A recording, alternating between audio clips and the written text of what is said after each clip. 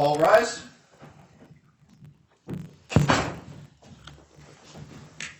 Please be seated. All right.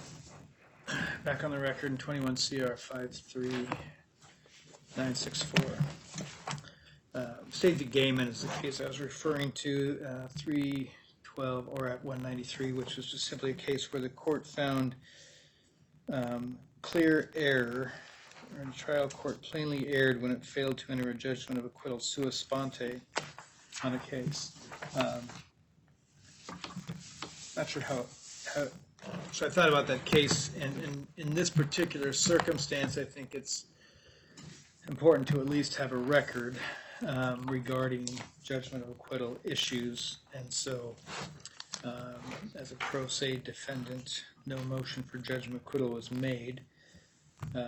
But let me just go through a couple, or have the state put a couple of bases for charges on the record so that I can make sure I've considered them, and then we'll go from there. So regarding the burglary one and the burglary in the first degree, Mr. Mintz, you've charged this as a building located at 980 Oak Street with intent to commit assault and harassment therein, and then while effecting entry to said building and while in said building or immediate flight from said building, defendants caused or attempted to cause physical injury to another person, or defendants used or threatened the use of a dangerous weapon, which are two different prongs that get the case to in its burglary one, as I understand it. What is the state's theory for the burglary one charge regarding enter or remain with intent to commit assault and harassment therein? What's the state's theory is regarding those two extra prongs? I think the theory is contained in the charging language, but to elaborate a bit, I think viewed in the light most favorable to the state, which would be the standard a jury could reach a verdict against defendant, and the theory would be primarily remaining in the building. I think the evidence shows that there was an unlawful remaining based on video, based on testimony, and then the theory is again with the intent to commit the crimes of assault. It's alleged as and, but it really is or. I'm going to ask for that instruction, so either one. I think the video is sufficient to support that this issue going to the jury, as well as covered by the testimony. And with respect to the remaining elements, it would primarily be based on while in said building or an immediate flight from, causing or attempting to cause physical injury. Those would be the state's theory that the video shows sufficiently, and again, witness testimony establishes sufficiently in the law most favorable to the state that physical injury was caused to Mr. While in the building or an immediate flight from the building. With respect to that count. And this, or defendant used or threatened the use of a dangerous weapon?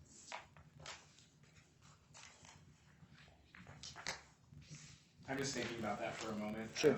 It's fine. Taking the evidence at trial.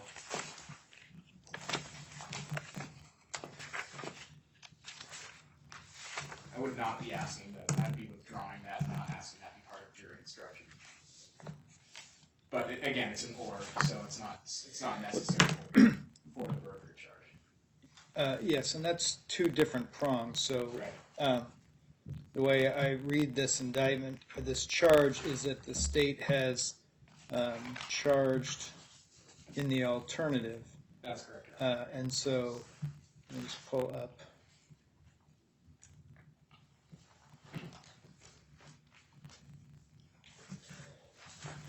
The burglary instruction, and that is And 1902. Go ahead. yes, Your Honor, and in burglary, that prong B contains causes or attempts to cause physical injury as one prong. Correct. And then it separates out the using or attempting to use a weapon. So I think it's one prong, the causing or attempting to cause.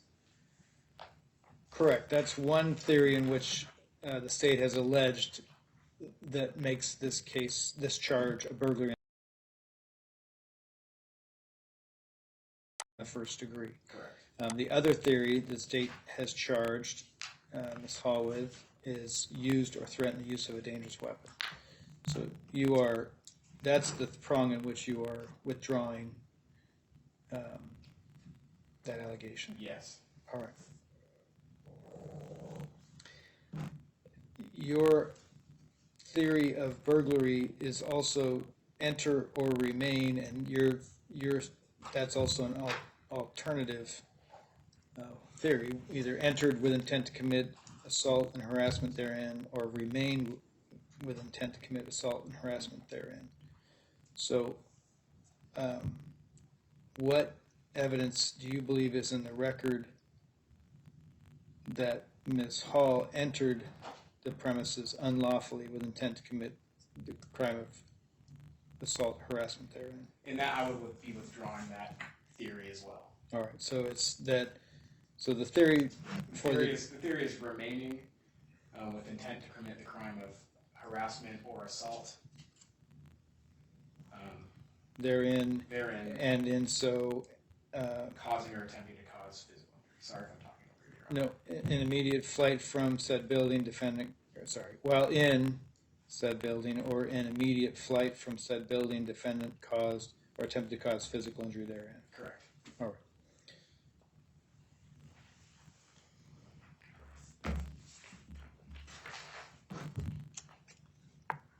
So, Ms. Hall, the state has withdrawn a couple of their theories of burglary in the first degree at this point, and so the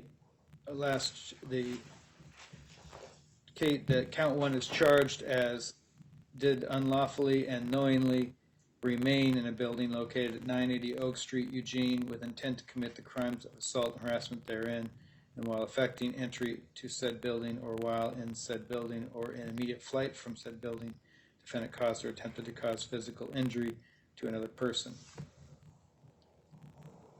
Do you want to be heard any further on count one? Yes, Your Honor. The element of intent is in there. Is this correct? Correct.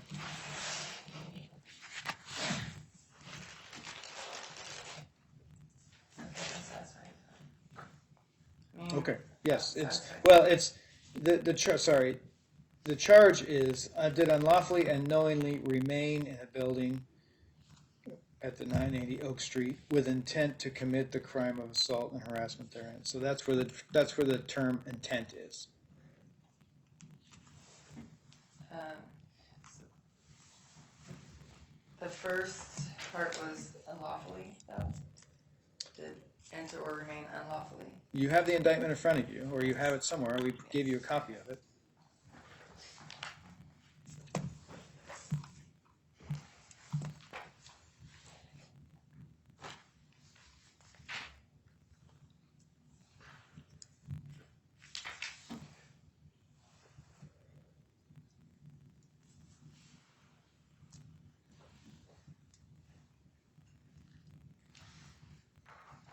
And what was the element you forgot?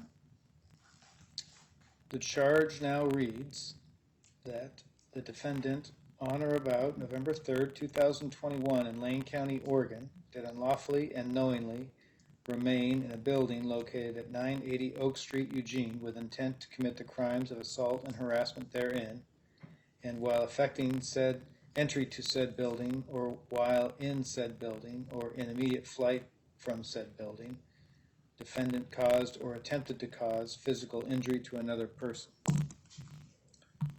And and the state's citing the evidence in the video and testimony. Specifically, I think it's State's Exhibit 19. State's Exhibit 19 in support of its presentation for this charge. At this point, this is the standard that this court is reviewing is, in the light most favorable to the state, all reasonable inferences given to the state, is there sufficient evidence for a reasonable juror to convict? And so that's the evaluation the court makes at this point in the trial. So I'm just asking if there's anything else you want to be heard on regarding that count. No, sir. All right. Regarding count 2, Mr. Mintz, that is a charge of assault in the third degree, unlawfully and knowingly while being aided by another person actually present, caused physical injury to Deidre Jillian Stirp. The state's case or the state's theory on the evidence in support of this aided by another. Again, Your Honor, just based on the video and the testimony of the witnesses, the video on State's Exhibit 19, there's sufficient evidence provided such that a jury could convict on this charge. The person that's doing the aiding would be Mr. Kohn. And I would submit that's evident in the video as well as colored by the testimony. And where in the video is Mr. Collins' aid, or in what way does Mr. Collins aid Ms. Hall? In the video, you can see Mr. Kohn shove Ms. Stirp into the counter. There's also testimony from Ms. Stirp that she was being basically attacked by both of them. There's Mr. Kohn also grabs the bat from Ms. Stirp away from her. All right. So, in the light most favorable to the state, I think a jury could convict. All right. Do you wish to be heard any further on that, Ms. Hall? Yes.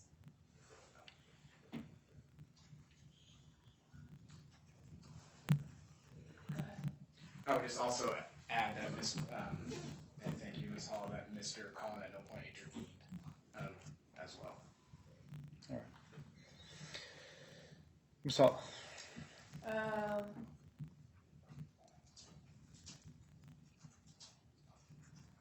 Well, I don't know how to do this, but I would disagree that there's any evidence to show that Mr. Kohn actually aided in the cause of physical injury. All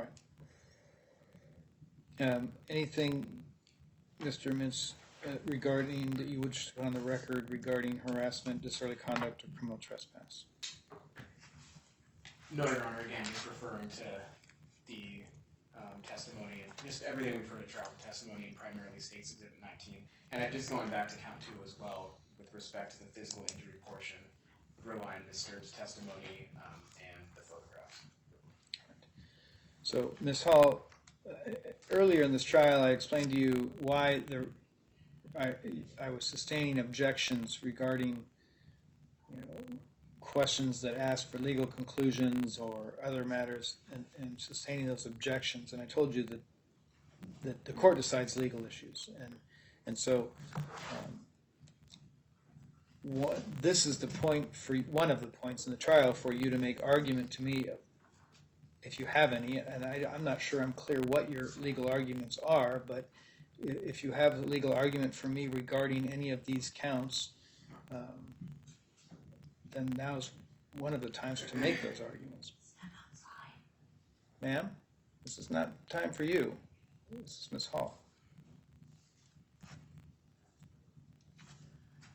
I mean, I'm not sure what I'm supposed to say, Your Honor. I don't agree with any of these charges because I didn't have intent to commit any type of crime.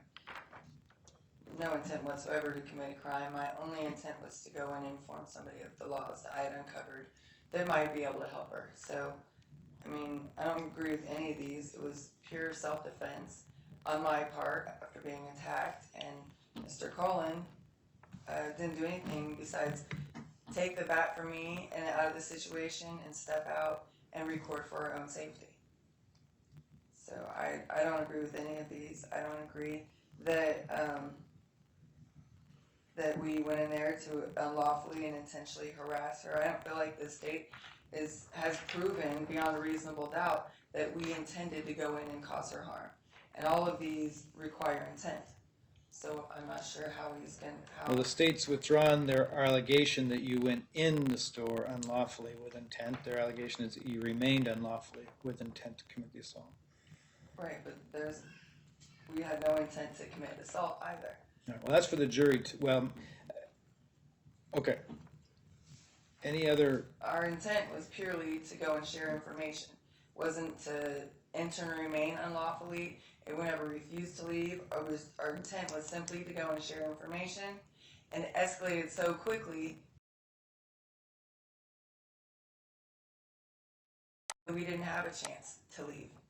Fight, flight response kicked in as soon as she went behind the counter and grabbed the bat. I froze in disbelief. I couldn't believe what was happening. And then she raised it over Ricky's head and came at me with it. In self-defense, I defended myself. I didn't use her bat on her, and I didn't do anything more that was necessary. At this point, your argument is limited to what's in evidence.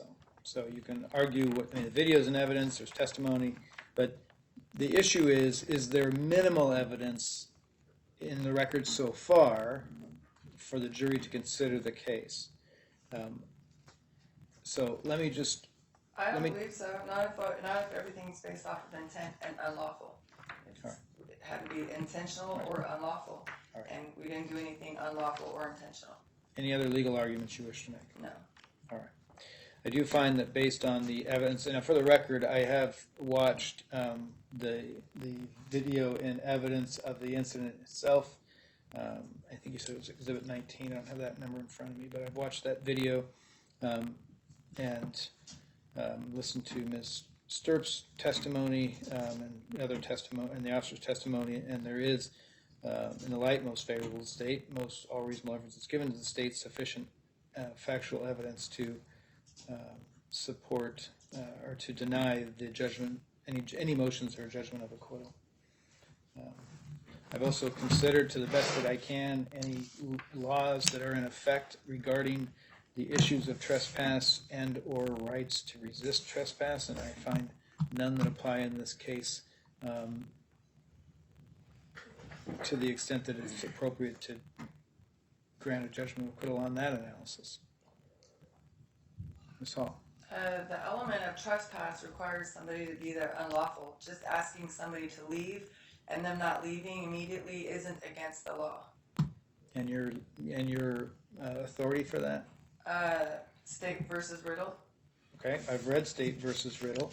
And it says you have a lawful right to remain and argue your grounds for remaining in a place of public accommodation.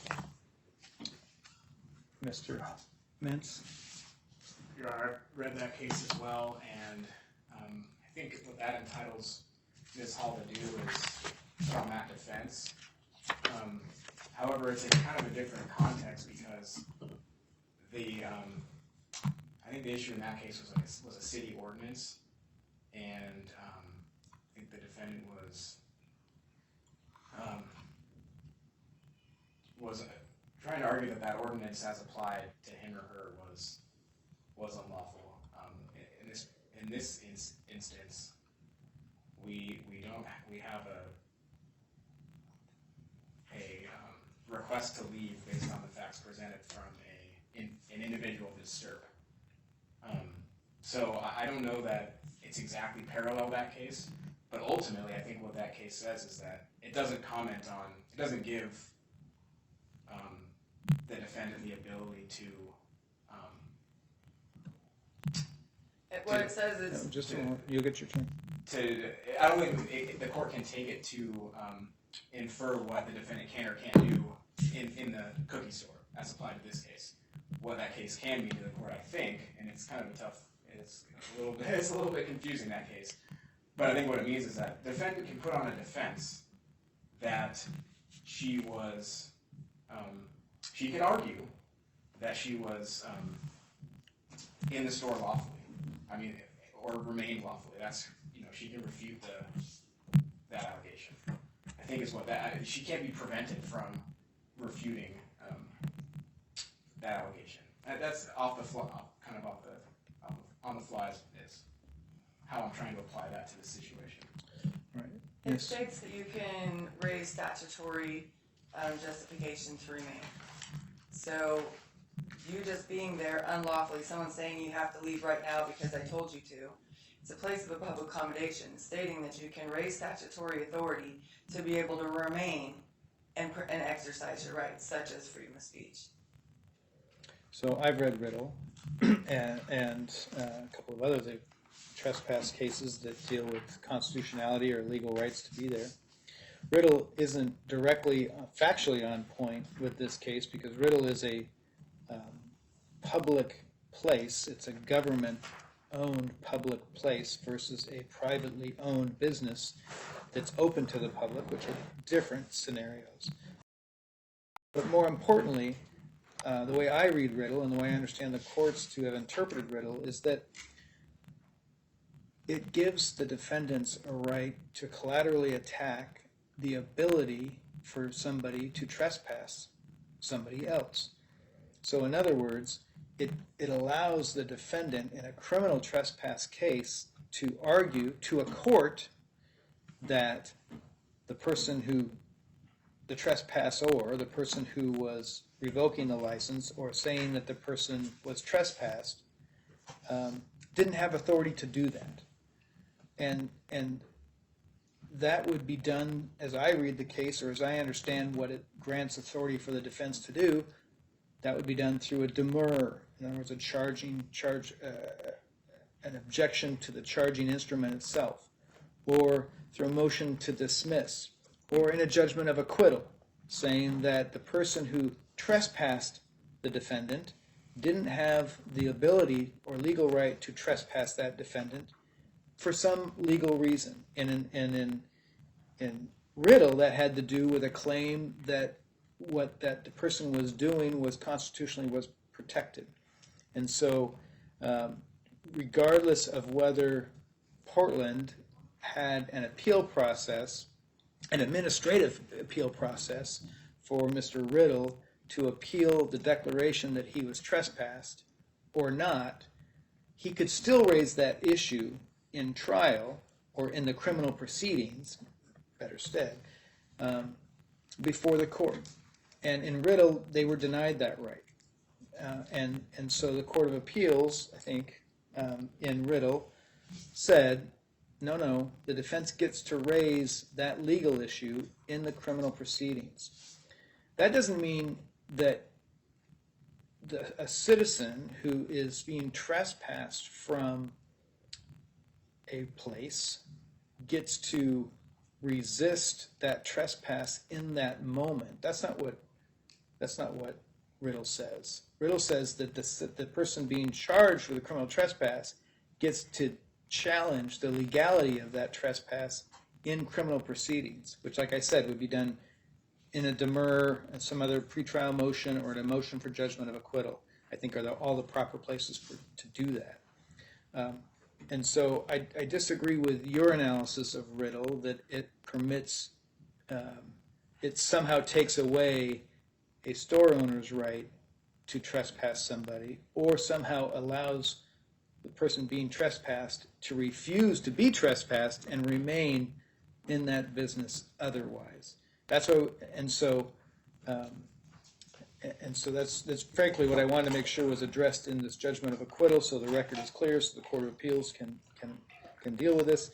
But it's also very clear why during this process I've ordered you not to go into the legality of the issues with the witnesses, because this is the legal issue for the court to decide.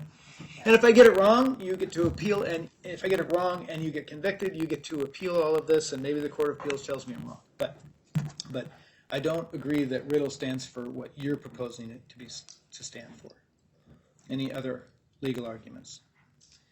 Not at this moment, sir. I'd just like to go make copies of jury instructions. All right. Yes, so I do need that list back when we get back from lunch, 1:15. We are in recess.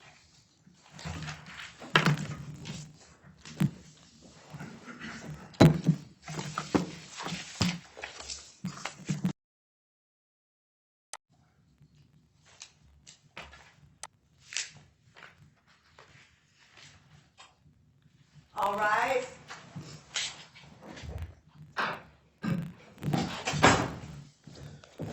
Please be seated. All right.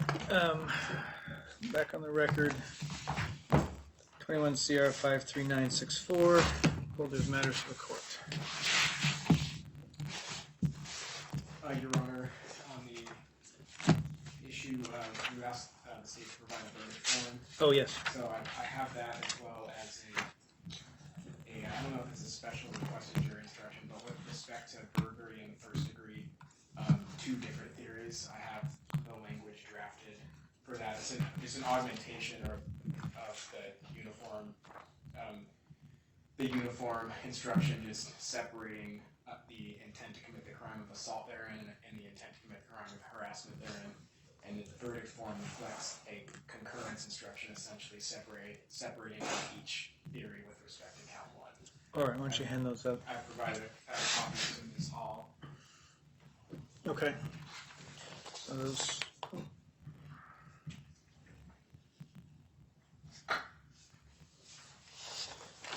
Okay.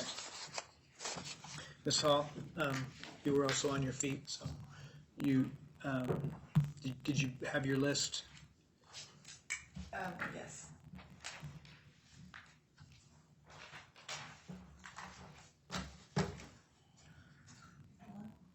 Yeah. Thank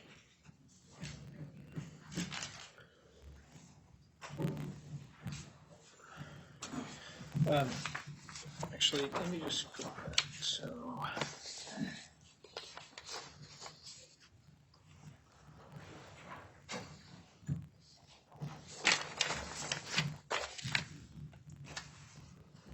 All right, so just, I'll look at these in a minute, but just to make sure I'm reading it correctly, Ms. Hall, you have U.S.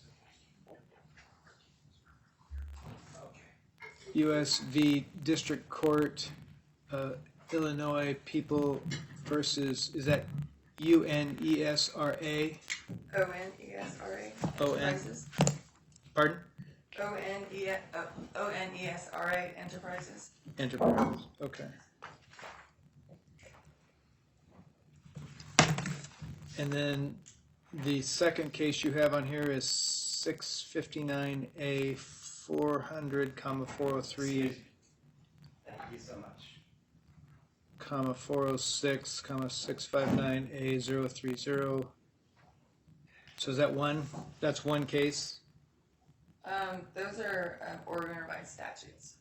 Oh, okay. I'm sorry for That- That's fine. So is that 659A 400, Yes, and then 659A 403. 406, and then Yes. 659A 030? Yes. All right. And then next you have, is that also ORS 176-795? Yes. All right. And then you've got, is that ORS 431A 015? Yes. All right. And then you have Ham v. Rock Hill and Ramos v. Louisiana. Yes. All right. On the Ramos case, that's simply the case that requires a unanimous verdict, correct? Right. That I'm actually meant to write down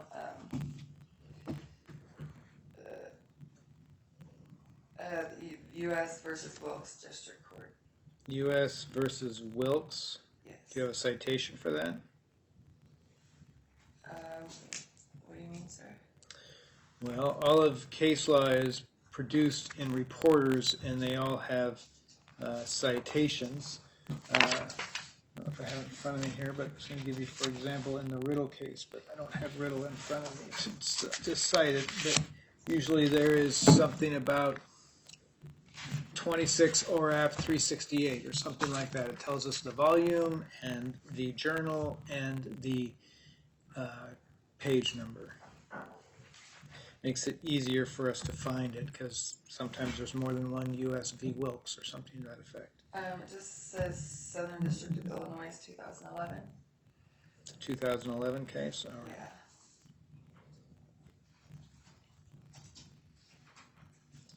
Yeah. All right.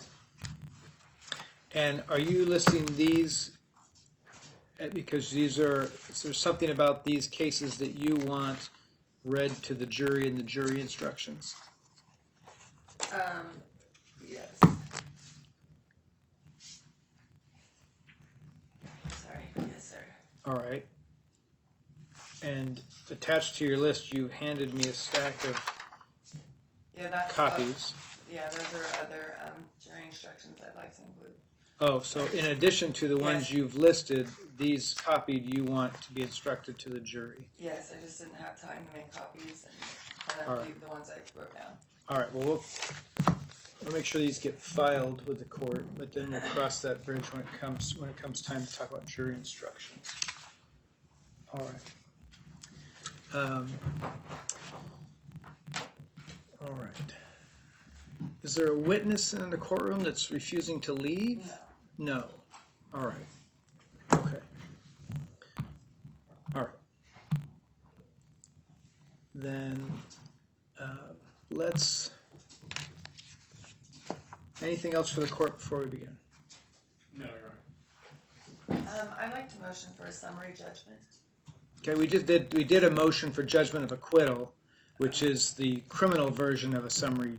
Well, it's not exactly accurate, but I think what you're asking for is a judgment of acquittal, because summary judgment deals with civil motions done pre-trial, and so I suspect what you're asking for is a judgment of acquittal, although you can correct me and tell me, no, I'm not correct and something different. But there is no summary judgment motion in a criminal case that I'm familiar with. Oh, okay, then I'd like to motion or challenge jurisdiction.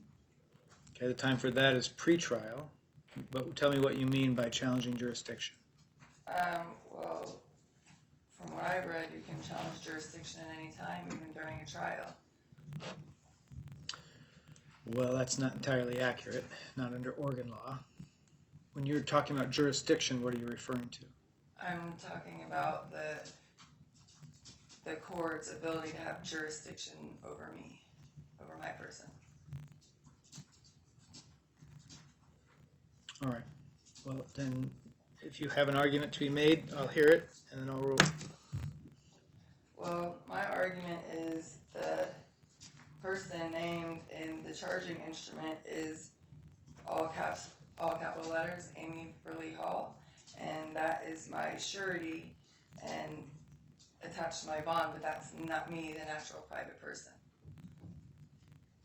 Okay. So I've been here, the natural private person, representing Amy Burley Hall, the artificial person, which is charged in these charging instruments. So I want to clarify that you don't have jurisdiction over me, the natural private person, just jurisdiction over the false entity that's listed on this document, the charging document. Okay. Anything else? No. All right. Mr. Mintz. I don't have any response, Your Honor. All right. Your motion is denied. All right. Ms. Hall, do you wish to testify in this trial? The state has rested their case. My understanding is you wish to present a case, and you wish to have two witnesses that you want to have called. Do you intend to testify on your own behalf? You don't have to. You have a right not to testify. You have a right to testify. And I just need to know for planning purposes what your intent is. Yes, I'll testify. All right. Do you intend to testify before your other two witnesses or after your other two witnesses or some other order? I'll do it after. All right. So let's handle these offer of proofs, and so we can deal with preliminary matters regarding the admissibility of whatever these witnesses are going to say. So why don't you call your first witness at this time?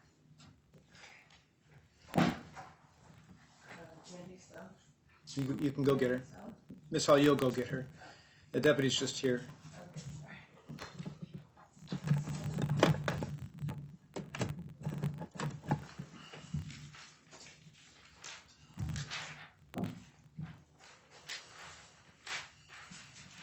Ma'am, if you'll come up to the witness stand, please. Raise your right hand for me. Do you swear or affirm under the penalties of perjury that the testimony you provide in this case will be the truth, the whole truth, and nothing but the truth? I do. All right, go ahead and have a seat. When you're situated, state your full name and spell your last. Melinda Suzanne : 2 dots, I understand. Okay, sorry. Stone, comma, beneficiary. Can you spell your last? STONE, comma, BENE, period. All right, go ahead, Ms. Hall. Do I just get to start? You will ask her questions that you intend to ask her in front of the jury, and then we'll go from there. Okay. I guess the first thing I want to know is how and when we met. We met, I actually learned about you and Ricky from the YouTube channel Adickes back in October of 2021. And I was admiring the constitutional work that you were doing, both of you were doing, and wanted to connect. And so I commented on, I believe, one video, and somehow I got connected, I believe, with Ricky from responses, and mentioned my own court matter where I was where I wasn't allowed to wear a mask in the courtroom. So a day before my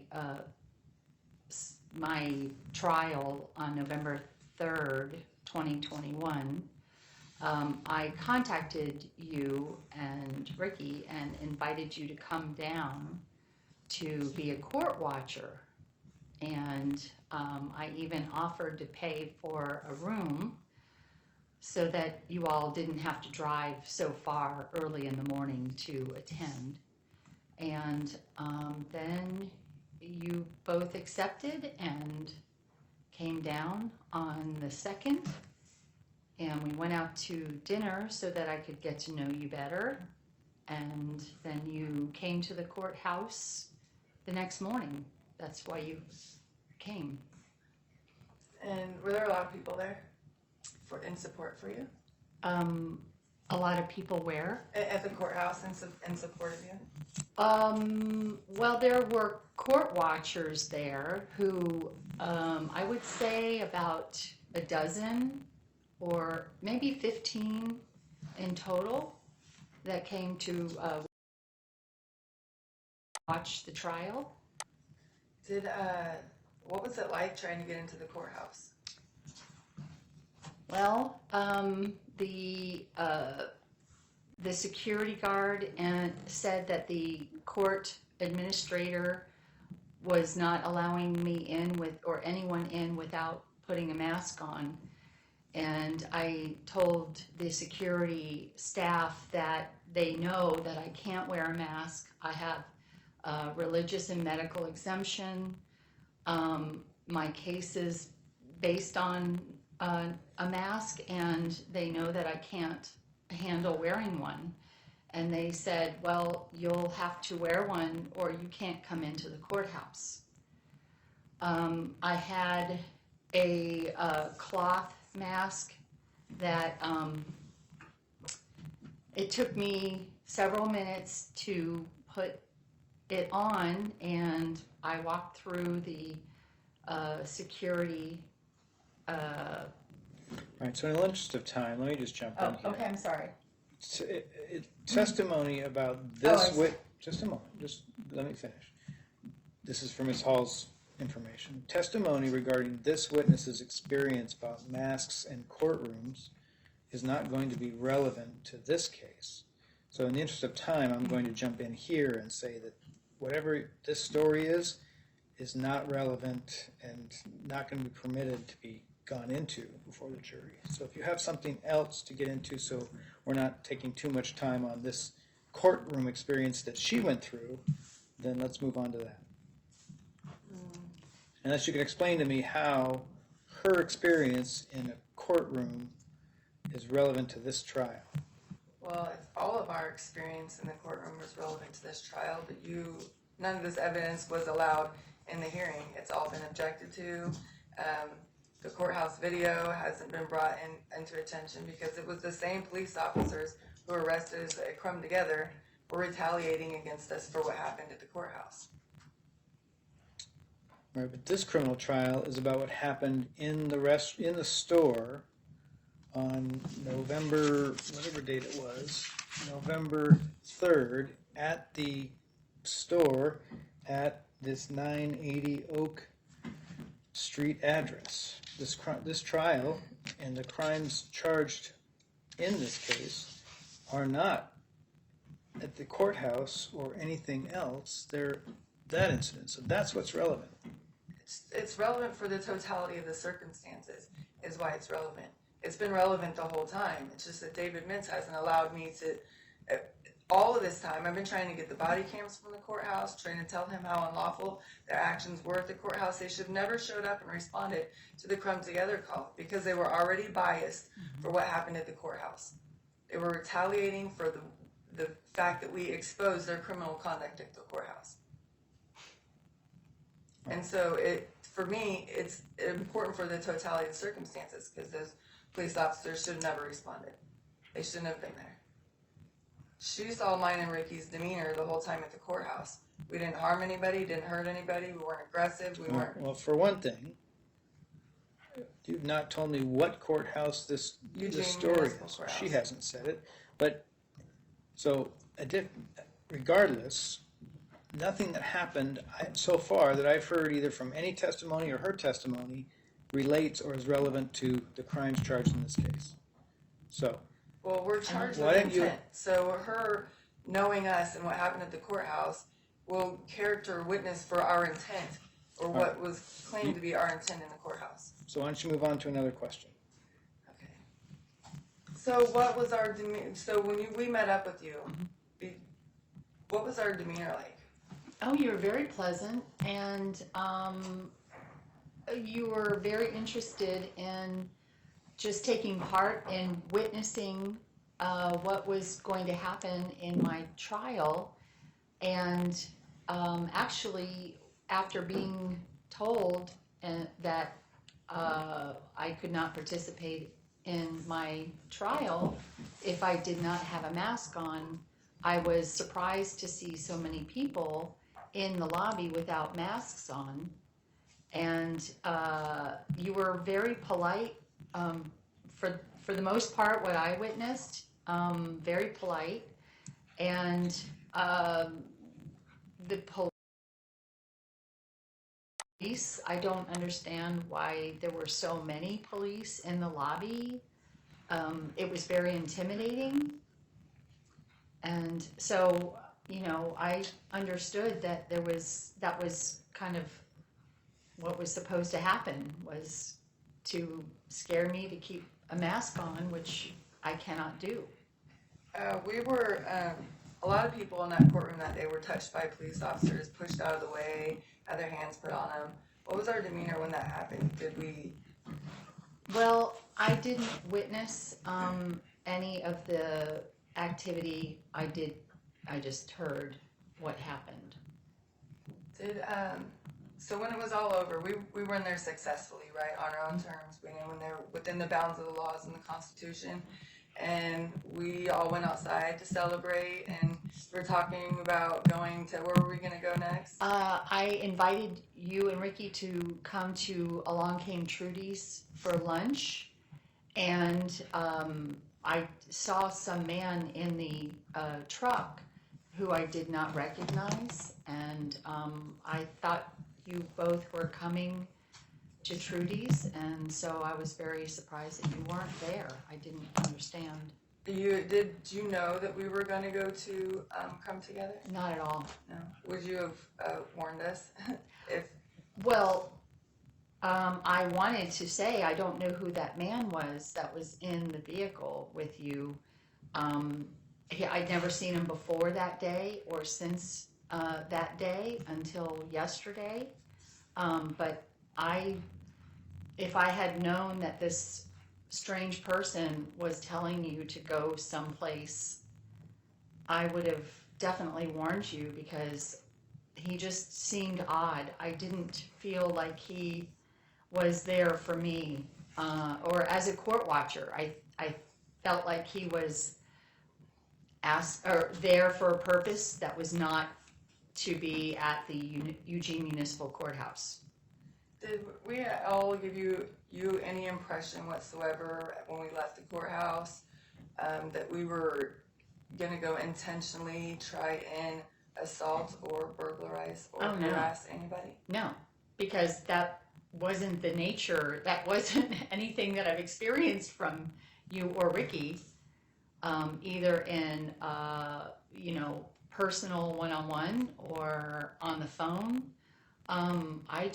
You're not, from what little I knew of you, that wasn't your demeanor. And you've seen a lot of our videos. Oh, yes. Had we ever displayed aggressive, Never, combative behavior? never. Can you describe what our conduct was like? Oh, yes. At the at the Roseburg Library, you and Ricky wanted to use the public restroom, and the library staff told you that you couldn't.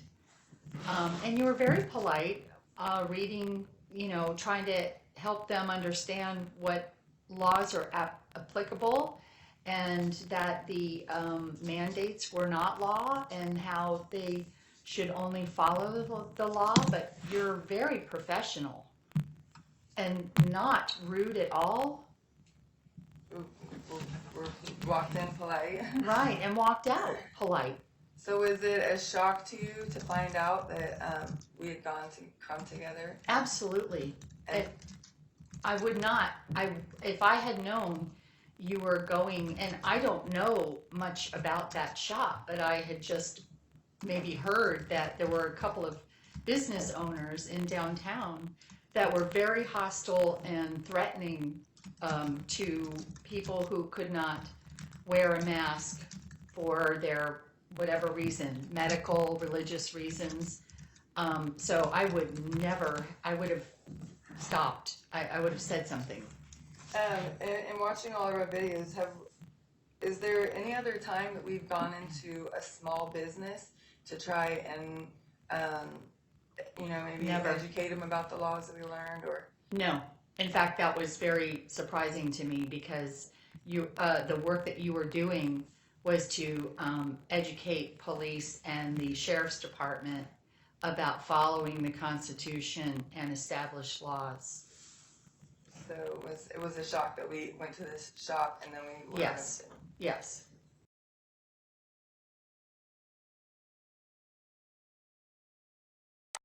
So you would summarize that we wouldn't have gone there to intentionally Never. assault anybody or burglarize them, Absolutely not. take anything from them, harass them. No. Were you around in the courthouse when we were offering out flyers to everybody? Oh, yes. Very politely, too. Just offering it. Would you like one? And people walking up to you and asking for one. And did you watch the Crumb Together video? I did. Yeah. And I was horrified by the reaction of a business owner who did not give you even 2 seconds before threatening you to leave the store. I've never, and I've had my own encounters where businesses did not want me in their store, but never has anyone ever been so outwardly rude, and then using their body or pulling any kind of a weapon to get me to leave. That would be absurd, wouldn't it? You know what? I would have been shocked. I would have been frozen shock that this was happening, in total disbelief. Did it appear that I was in shock by my reaction to? Oh yeah. I mean, you never moved forward. You never made any movement. Just standing holding the flyers was, I don't see where the threat was. All right, so I'm not going to go through testimony about Okay. her, just hang on, her opinion about what she saw on the video. her opinion of what she saw in the video is not going to come in at trial. That is not testimony that's relevant to this case. It's not relevant to the jury. So, in the interest of time, in the jury's time, I'm going to ask you to move on to some other line of questioning other than what she saw in the video and what she thought about it. Okay. I mean, your offer of proof on that issue is preserved. If the Court of Appeals get this and they review this, you're stating on the record that your desire to ask this woman about her opinion of what she saw in the video is preserved. Well, aren't witnesses, can't people who watch the video be witnesses to what happened the same as the police officers were witnesses only because they saw it? All I can tell you is that this line of questioning is not permitted. It's not going to the jury. Just like I told you before, that asking the officers questions about his observations on the video and opinions about what we saw in the video, I attempted very hard to restrict those questions as well. It's the same thing. So is there anything that I've asked her so far that would be permitted? Well, I have to hear Mr. Mintz's objections to what's been testified to, but I want to nip this video dialogue in the bud because that's regardless of what Mintz's argument is, that's not coming in. It's not relevant to a jury. It's not permissible testimony under the rules. I think the relevance is intent, which is what I keep going back to. The whole thing is based off my intent, Ricky's intent to go in and cause injury. And you can't judge intent just based off the police officer's report or the video, unless they're just judging the first few seconds that we're walking in there. So I've ruled on the issue of the line of questions regarding her opinion of what she saw in the video. If you have other questions, you're free to continue to offer proof or offer the testimony, and I'll evaluate it. But on this particular line of questions, we're done. Is there anything else that you can tell me that's not about the video? I can attest to the fact that your character and your demeanor has always been very polite and never rude in my presence, and I'm shocked that this accusation is being made against you. Thank you. Do you require any cross-examination? No, I don't. All right. Ma'am, you can go ahead and step down. You're still, well, I don't know if you're, go ahead and step down. Mr. Mintz? So, object to any testimony about, again, the interpretation of the video as the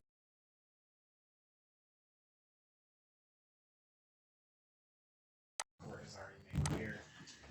I object to testimony about this prior incident at the municipal courthouse that was spoken of. However, I think I would not object if there's testimony, character evidence being offered about the accused. I think Well, regarding the statements that she made there about her character and demeanor is always polite and never rude, that's not the proper way in which to elicit character evidence. So the way it was offered is not permissible. So if you offer character evidence which is extremely limited under the rules, because we don't try a case on character. We don't try a case on prior acts or other acts, whether good or bad. The law is very clear on that. And so if you have questions regarding character that would be admissible, then I'm happy to hear them. But the evidence code is very clear on what very limited questions can be asked regarding character.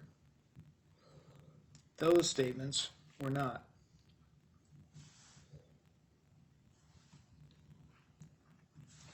Anything else, Mr. Mintz?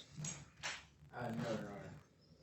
So the witness's testimony regarding the courthouse, whatever the courthouse incident was, and I'm assuming, although it wasn't clear, that whatever that time was was just prior to the defendant going over to crumble together. That incident, as it has been presented and described, is not relevant to this incident, and is that objection is sustained. The witness's testimony about what she thought the defendants were going to be doing, I mean, I suppose her saying, I thought we were going over to Along Came Trudy, or whatever that name of the business was, it's not, in and of itself isn't relevant, but if it somehow is tied together, then I suppose that is not suppressed. The fact that this witness didn't know they were going to crumb together, I'm not sure what the relevance of that is, but it's not necessarily prejudicial either, and so I'm not outright ordering that suppressed, but at the same time, I'm not sure what the relevance is. This question and then the answer to, did we give an impression that we were going to assault or harass or do any such things? I don't think, I mean, that's speculation, but, and so not admitted.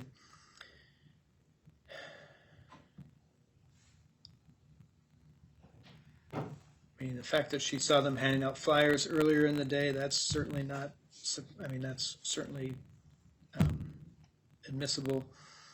The fact that she would have discouraged them from going over there is not relevant. Her impression that the defendant would not assault or harass others is character evidence and not admissible. And like I said, the video statements, regarding her statements or opinions about the actions on the video are not relevant.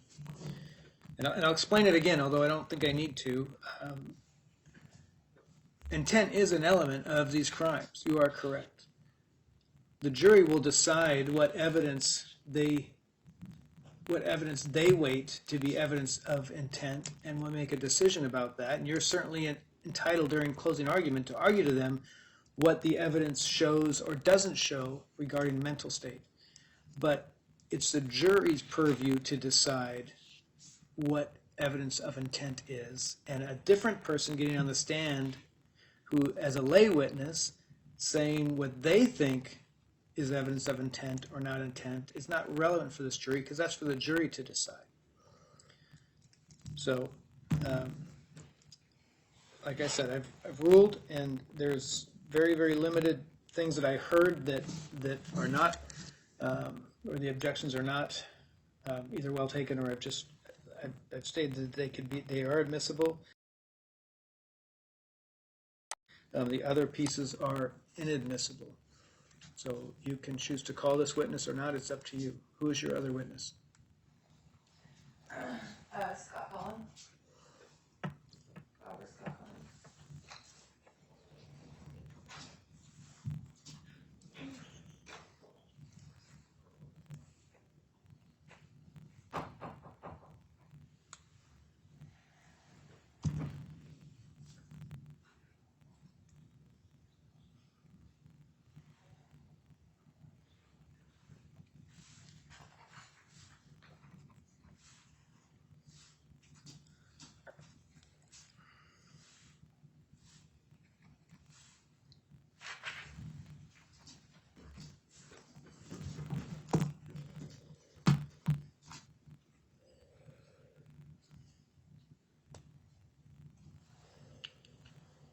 You want to get her in here, please?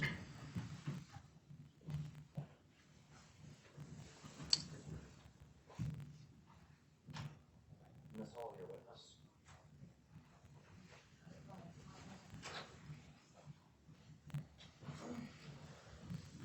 Sir, if you want to come up to the witness stand, please. I'll swear you in before you take a seat. You raise your right hand for me, please. Do you swear or affirm under the penalties of perjury that the testimony you provide in this case will be the truth, the whole truth, and nothing but the truth? Yes. All right, go ahead and have a seat. When you're situated, please state your full name and spell your last. Robert Scott Collins, Collin. All right, go ahead, Ms. Hall. Were you in Eugene, Oregon, on November 3rd of 2021? Yes. Were Ricky and I anywhere near you during this time? Yes.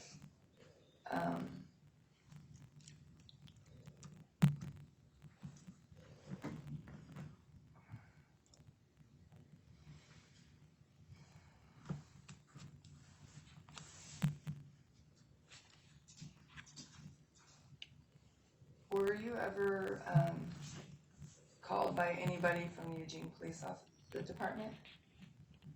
On the 3rd? Yes. Yes. And what was that for? To come and retrieve your car and your dogs. Ricky's car and the dogs. Did they tell you why? That you were both being arrested.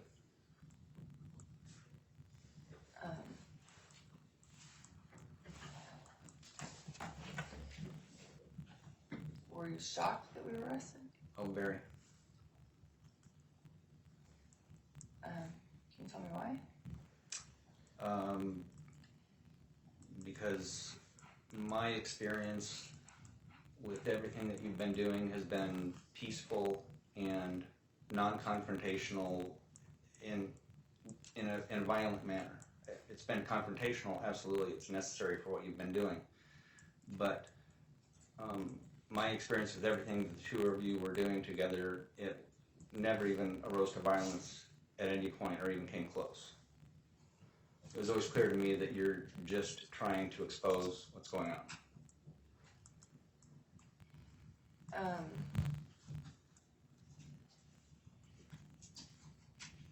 Were the same cops, have you had another experience prior with the same cops that you interacted with when you came to pick up the car? Yes, earlier that morning. Do you remember saying anything to those cops? Yeah, I said multiple things to them. Can you tell me what that was? I called several different officers out for not letting us know that they were videoing us with their cameras.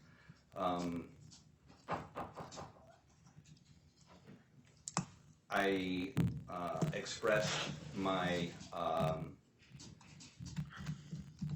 my disappointment in who they were as far as upholding the law.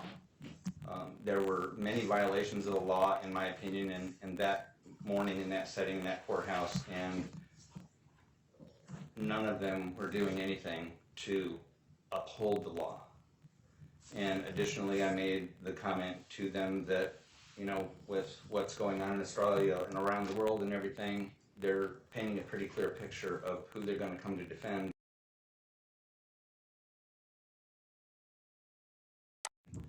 If the so-called shit hits the fan in this country. And was that sentiment felt by other people in the room? Oh, definitely. And these are the same police officers who you interacted with when you came to pick up the car? Yes. Rathje, Jordan, Peckles, were all at both locations. I was shocked to see them at the Crumb Together location, at the Cookie location as quickly as they were. And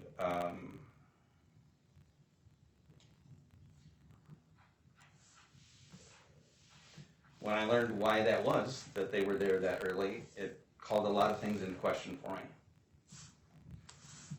Because I didn't know how can they respond to this call when the call hasn't even been made yet, and yet they're on site for a call that there's no record of in a dispatch log.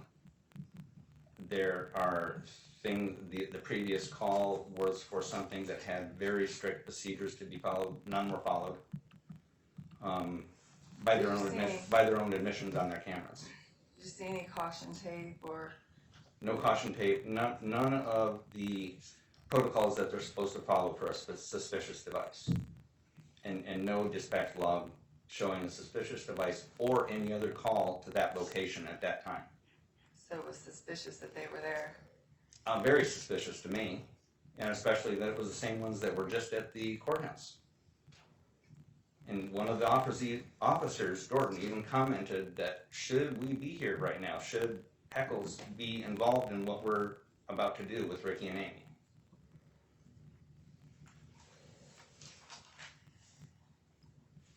And so you came and picked up the car and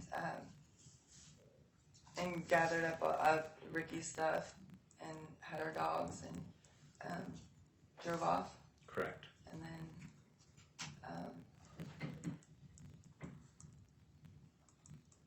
and Ricky is your son. Correct. Was it unusual? Has he ever been arrested before? I'm not sure if he's been arrested, but, if he's been arrested. It was shocking to me just because it's not his nature. He's not a violent person. He's not, there was no reason for this. I remember you telling me that, am I correct in remembering that you were angry at first when you first found out because you taught your son never to ever strike or hit a woman or anything in that nature? When I first viewed the video of what actually happened on scene, yeah, I was shocked. And my stomach turned. It was not who I raised him to be. I was definitely shocked. But after reviewing the video very closely and seeing that his only involvement was removing the bat from the situation, and in my mind, knowing him, how I raised him, removing the bat from the situation to reduce the chances of either of the two of you getting hurt any worse.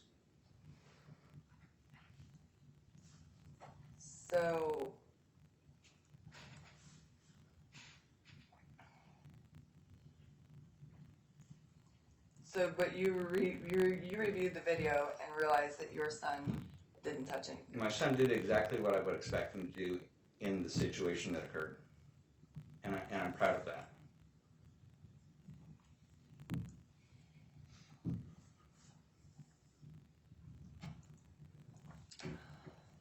Did you know me very well at the time? No, not very well at all. Just we had spent some time together, but I didn't know you super well. Have you come to know me better since that time? Oh, definitely.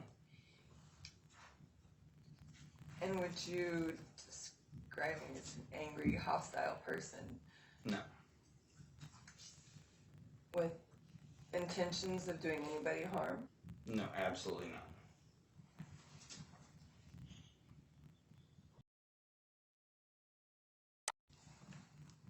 It was evident to me from watching the video when I reviewed it multiple times afterwards that you removed yourself from the altercation when you were able to.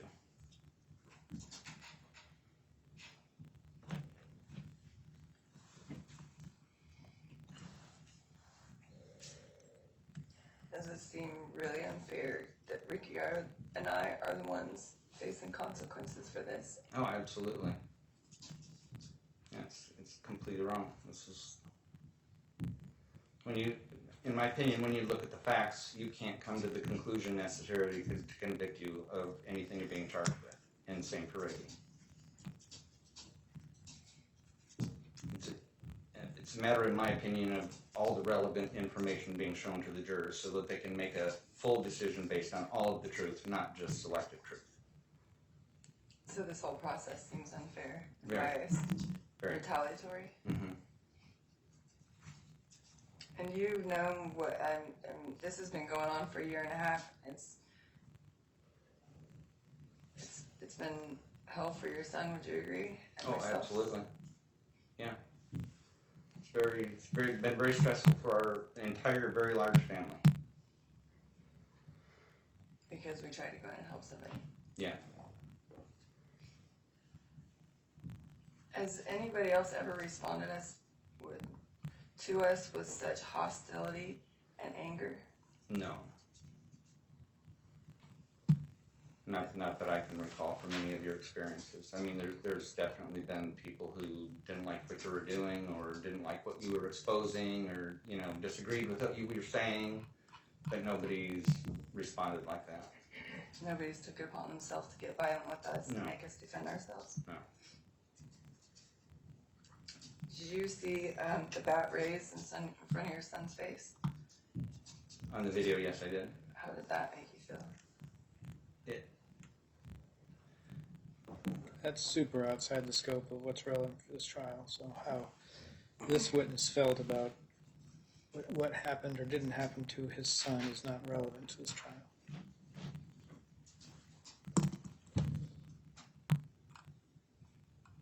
But you believe you raised a good son, Absolutely. and that he would never intentionally go and hurt anybody. No, absolutely not. He would not do that. Or allow me to intentionally hurt anybody. Yeah, Ricky wouldn't work with you if he felt you were the kind of person that was going to hurt somebody. And I wouldn't be here trying to help in this situation right now if I felt that were true also.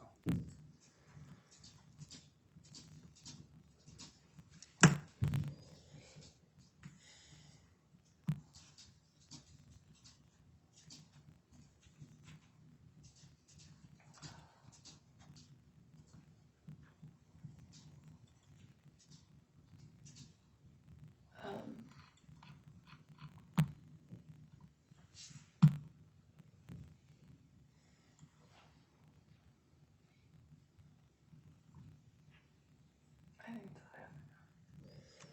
All right, Mr. Mintz, do you require any cross? No, Your Honor. All right, sir, you can step down. Argument. So I would object to any testimony again about that witness's opinion of Mr. Kohn. Well, I'll start from the beginning. I would object to any testimony about his that witness's interaction with law enforcement after the incident.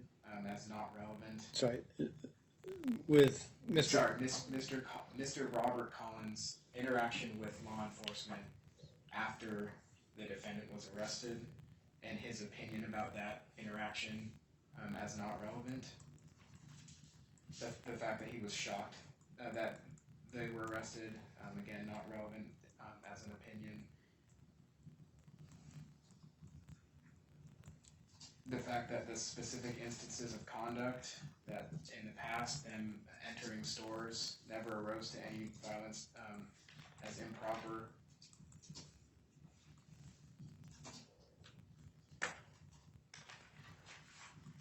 Any testimony about the specifics in the courthouse, the municipal courthouse incident is not relevant.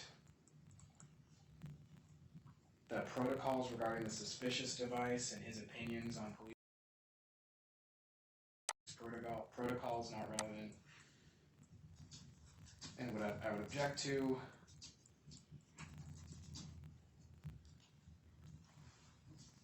and opinions and testimony about unfairness, opinions on the video, the retaliatory process, all of his opinions about the whole process would be irrelevant, and I'd ask that they not be testified to.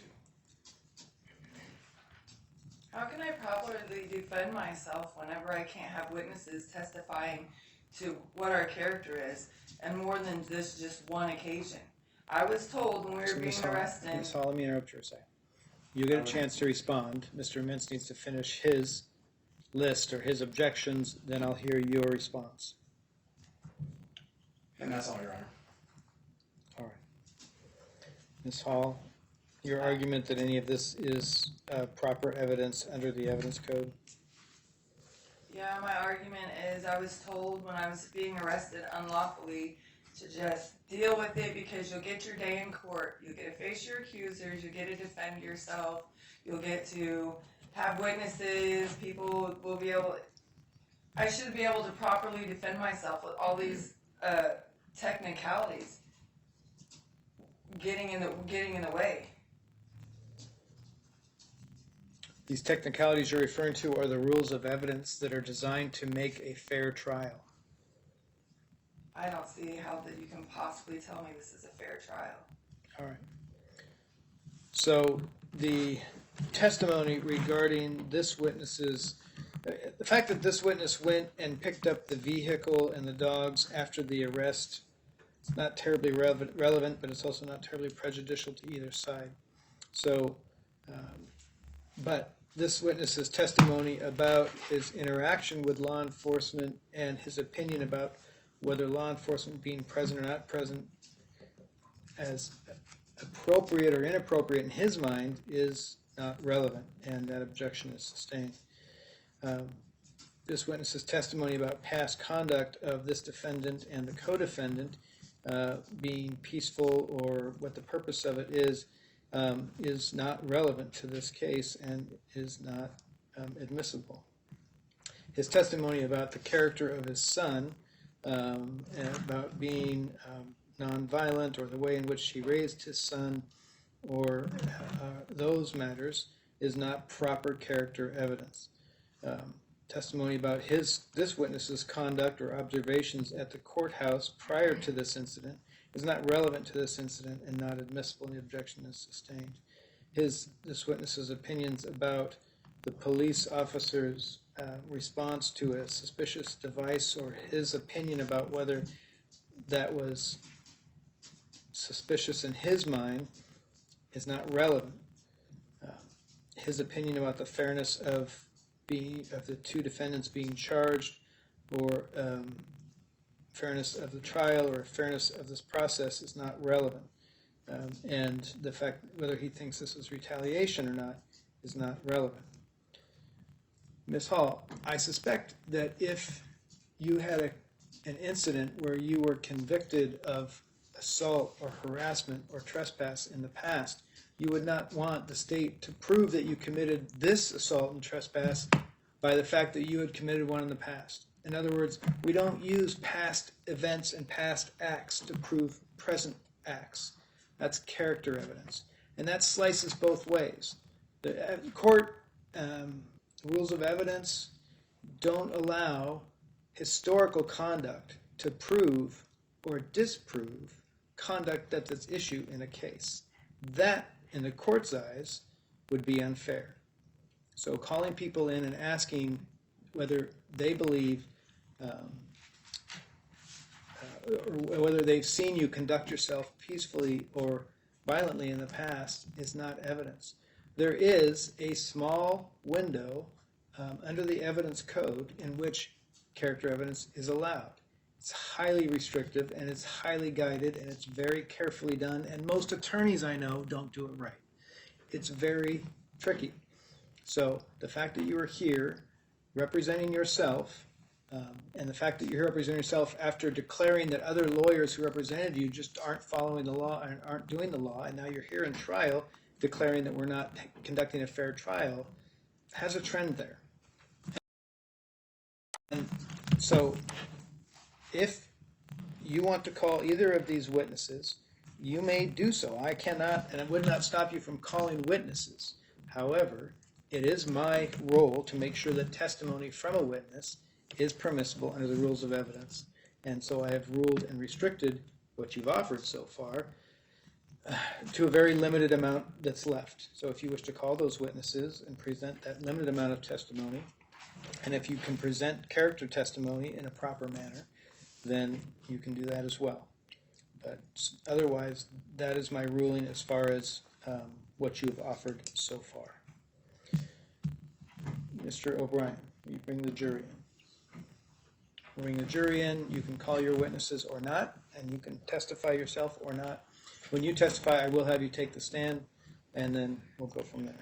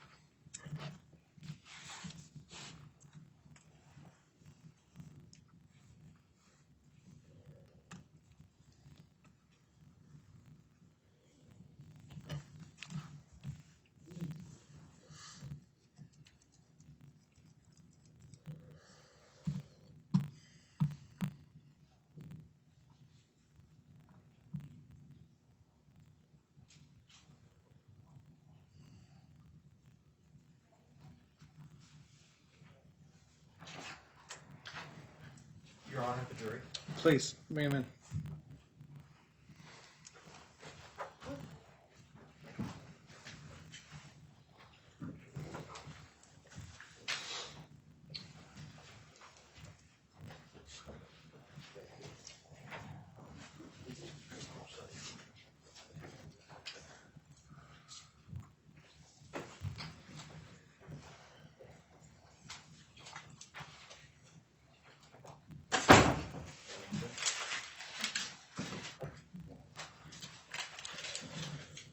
All right.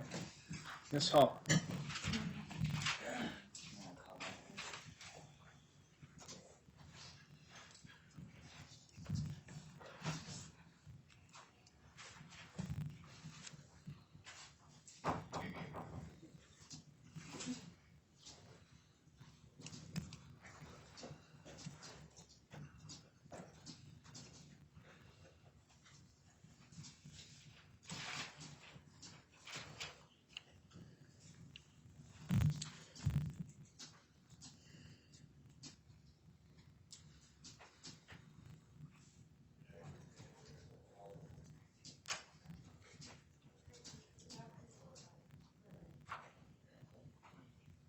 And if you come up to the stand, I'll swear you in again under before you sit down. Raise your right hand for me. I'm sorry. Okay. Do you swear or affirm under the penalties of perjury that the testimony you provide in this case will be the truth, the whole truth, and nothing but the truth? I do. All right. Go ahead and have a seat. Where you're situated, state your full name and spell your last. Melinda Suzanne Stone, beneficiary. STONE, BENE, period. You spell beneficiary BEN. EFICI. All right. Go ahead, Ms. Hall.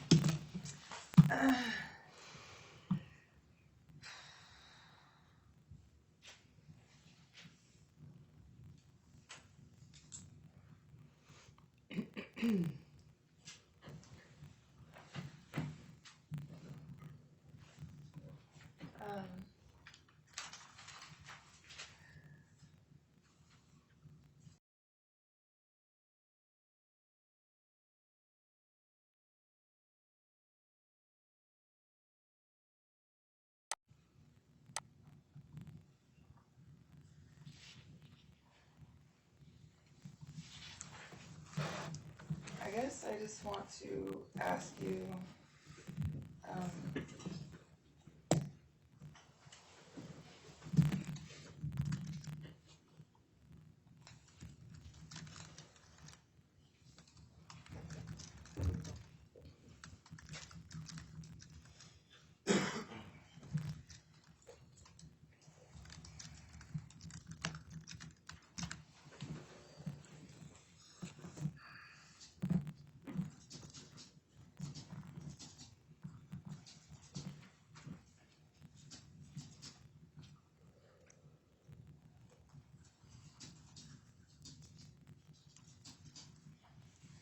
how long have we known each other? Since October 2021. Do you remember the first time we ever met in person? Yes, I met with you and Ricky on November 2nd, 2021, when I invited you both to come down to stay overnight. I paid for a hotel for you to come to a trial that I was taking part in at the Eugene Municipal Court the next day on November 3rd.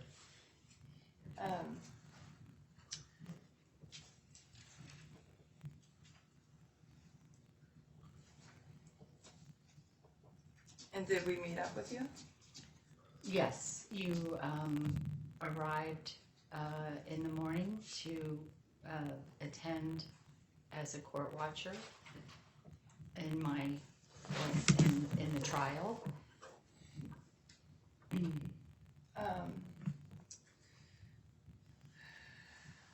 Do we live in Eugene? No, you don't. And the reason why I paid to. So the question was just, do you live in Eugene? Oh. So, No, you do not. So we had to travel from our home to your home. Yes, you did. Which is a long drive. As a favor for you? Yes, absolutely. And why did you ask us to come to Eugene? Because I had seen your videos on. Objection, Your Honor. The objection to the question is based on prior court ruling.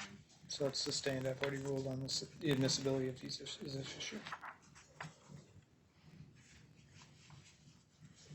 Was our trip out here for you successful? I believe. Objection, relevance. Sustained.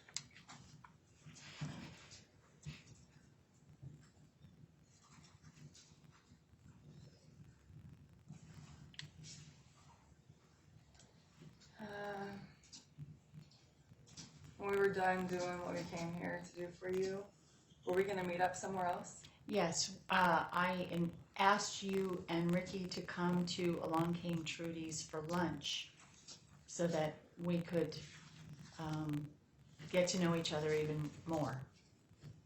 Did it seem like we were gonna go? You were in a good mood, ready to? Yes, I Objection, was Your expecting. Honor. Objection, prior court ruling. It's overruled. It's overruled. Yes, I was expecting to see you and Ricky at the restaurant and was surprised after a half hour you weren't there. I was worried.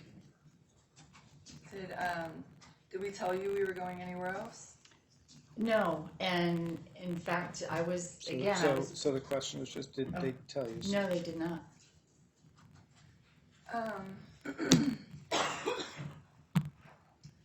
Did anybody else tell you where we were going No, or where we were? no, I had no idea what happened to you. What did you find out happened to us? I got a call. Objection, Your Honor.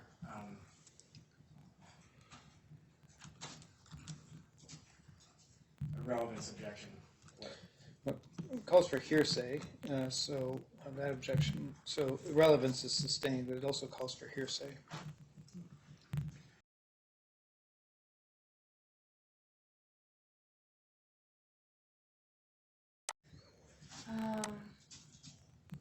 When you found out where we went and what happened to us, what did you think? I was very shocked and we So, went to the court. Ms. Prior Hall, court this- ruling. I've ruled on this matter. Objection sustained.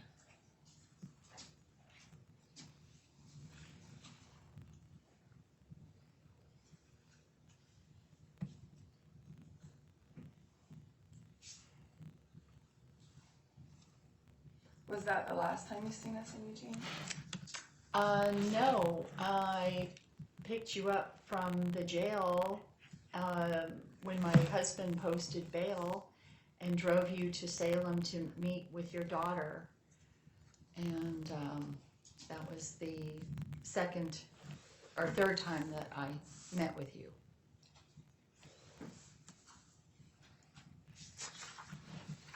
And all these meetings went well?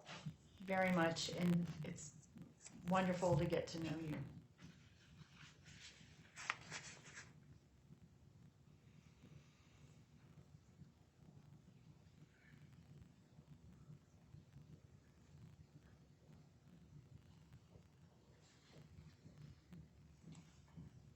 Do you know what we were arrested for?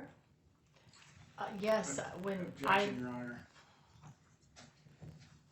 That's relevance. What's the relevance of whether she knows what they were arrested for? I mean, it's all relevant. To what? To what issue?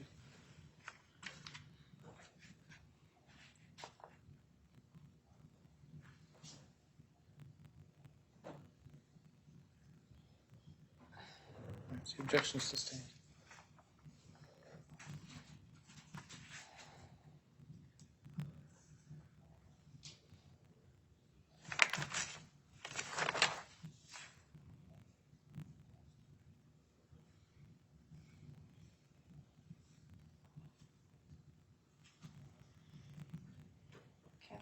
anything else I'm allowed to ask, so, thank you. Thank you. Any cross? No, Your Honor. May this witness be released? Yes. No objection. Thank you for your time, ma'am. You may step down. Call your next, Miss Hall. Miss Hall, just call your witness from the door. We don't need you outside and take more time, please.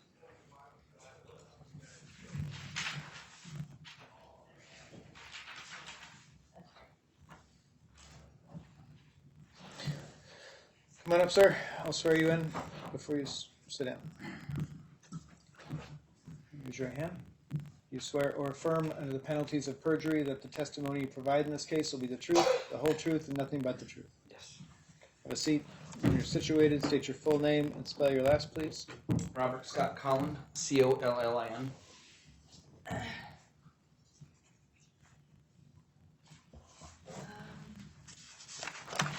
Do you live in Eugene? Just south of Eugene in Lowell. What is your relationship to me and Ricky? Ricky is my son, and so I just know you through him. You feel like you did a good job raising your son? I like to think so. I've seen him make a lot of good decisions, tough decisions, and mistakes, and realized that there's consequences that go with those, and he's learned well from those. Couldn't be more proud of him. Have you known me for very long? Year and a half. I'm horrible with timelines as far as those kind of things go, so at least a year.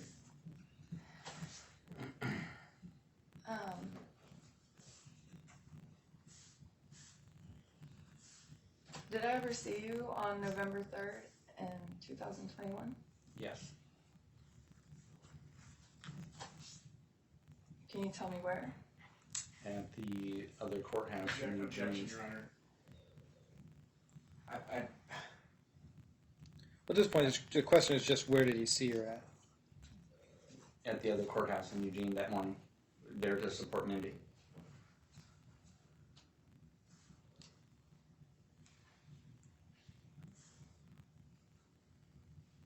And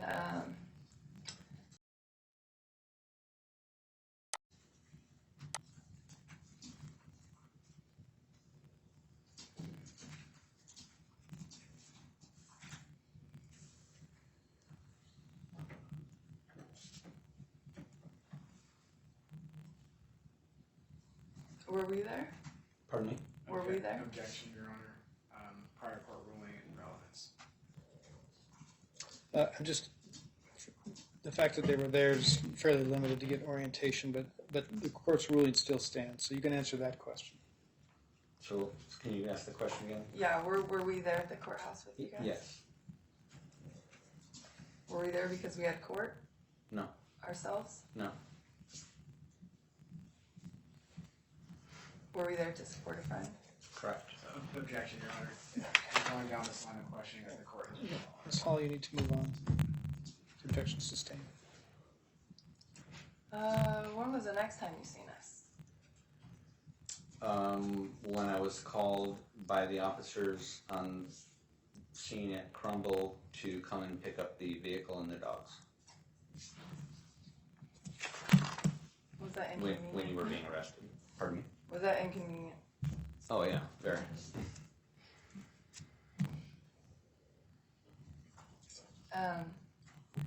When we left you at the Eugene Municipal Courthouse, did you think that when you saw us again, you were going to see us in that manner? No. That you'd have to be coming and picking up our car? No, not at all. I had no reason to expect that.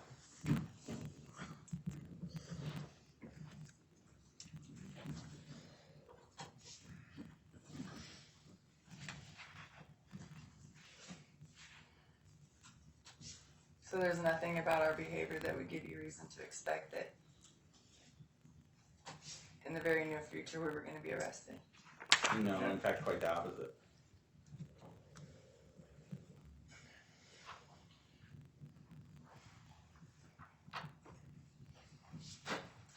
Had you seen the police police officers you interacted with when you picked up our car? Did you see them prior? Yes, earlier at Objection, the Your Honor. courthouse. This is a prior court ruling. Sustained. Have you ever been to Comm together to buy cookies, or No, have you ever heard of them before? no, not prior to that. Well, I had heard of them at the courthouse, at the other courthouse, when we were talking about going there. Prior to that, I had never heard of them. Did we say why we were gonna go there? Yes, And can you tell me what that was? because you, Objection, Your Honor. That's prior court ruling, hearsay. Well, it's hearsay, so that's sustained.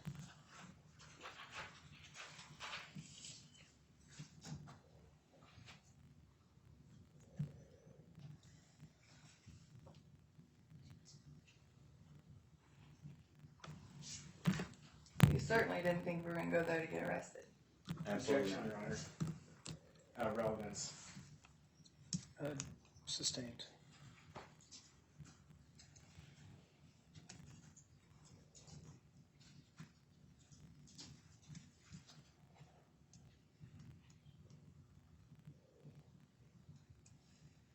Has this whole thing that's been happening over the past year and a half been hard on your entire family?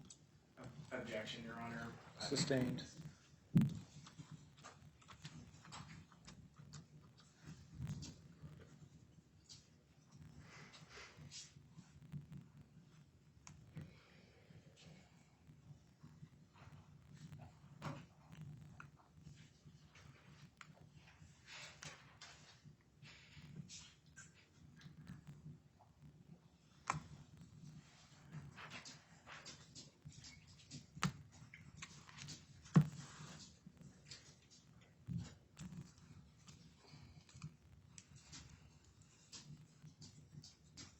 That's all.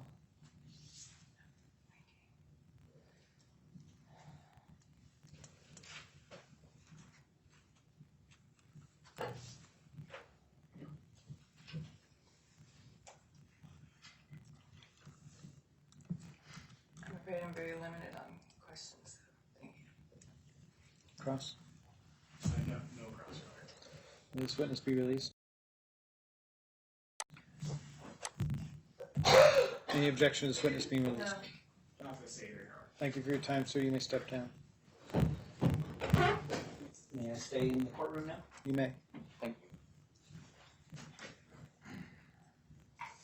Ms. Hall, your next witness. that's it.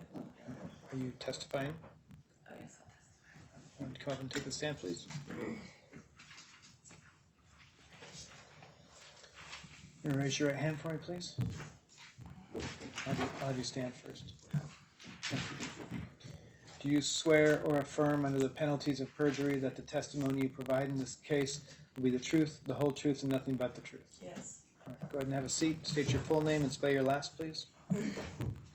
My name is Amy Hall, Amy Verlehall. Go ahead, ma'am. You can tell the jury what you want them to know.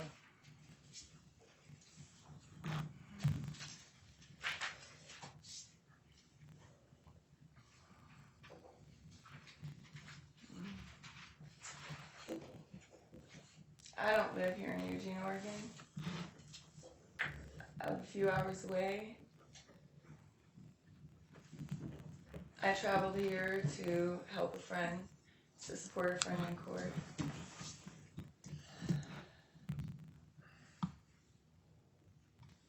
We were very successful in our support, and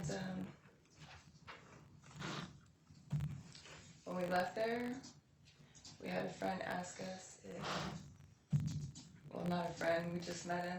He let us know that there was a cookie shop owner who had pulled a bat out on him and for not wearing a mask, and it's really kind of unbelievable, like, you know, nobody does that. Let's go talk to them. We had plans to go somewhere else, but we were just gonna make a pit stop really quick. I have my flyers in my hand. Let's just go talk to them and find out if you know, if they are doing that, which nobody does that, so let's just offer them one of our flyers anyway, maybe they'll just, you know, they can watch our YouTube videos and, you know, we hand out flyers out to a lot of people. It did not go the way that we expected. It escalated very quickly from us just talking to having to defend ourselves. For doing nothing more than standing there talking.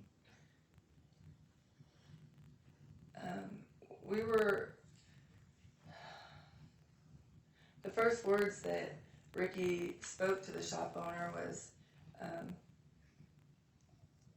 do you offer your services to the public? To which she said, yes, I do, but you can't be in here without masks on. And we never once refused to leave. We just didn't really argue our case. We were just explaining to her, asking her if she was allowed to violate federal law. And she said she didn't know what that is. And I asked her if she knew what trespassing is. And she said yes. She knows what trespassing is. Although she's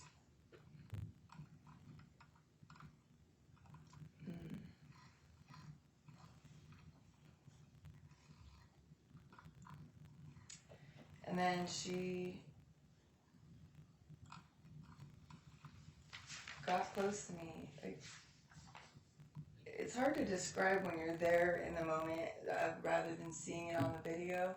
When you're seeing the video, you're on the outside, like looking in, you know, you're judging the whole situation. But in the moment, it's you there facing this, what seems like a bully, you know, there's this person who's just bullying you and you're just trying to offer information, and you've done this lots of times before, and all of a sudden you're faced with somebody who's just angry and irate, and you kind of get like for me, you know, we all have natural responses to things like fight or flight, you know, and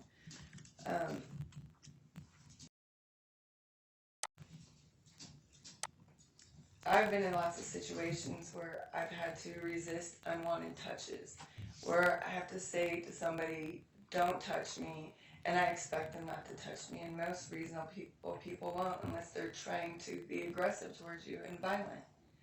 And I asked her not to touch me. I said it very clearly that it would be a very bad idea to touch me. I mean, it should be expected, you know, you just don't walk into someone's face and touch them just because they didn't leave immediately when you told them to. We never refused to leave. We didn't even really stand there and argue. We didn't get a chance to. It happened so fast. It was, she was doing this to me, touched me, just bumped me in my chest. Like, if I hadn't have, you know, removed her from me, then how much more of her body would have been on me? You know, it's a natural instinct when somebody touches you after you ask them not to and warn them not to push them off of your body. Her response to this wasn't to grab her telephone that was in her back pocket, like any reasonable person would have done if they felt threatened. Her response was to go behind the counter and grab a baseball bat. And I was in shock, like, this can't be happening. How is this happening? Like, she's literally gone behind the counter and got a bat. And you guys seen the video, you know that we just went there to talk to her. We never said we were there to make any threats or issue any threats or act upon any threats. We didn't even plan to go there and defend ourselves. We just wanted to get in there, maybe hand her some flyers.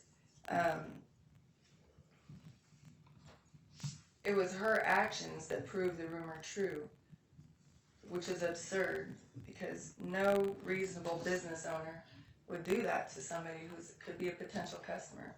She didn't know us from anybody. She had no idea who we were. It's just because we weren't wearing masks. That's it. Just because we weren't wearing masks that she thought she could press her body up against mine and try and remove me from her building. And she's pleased with herself about it, as you can see over there.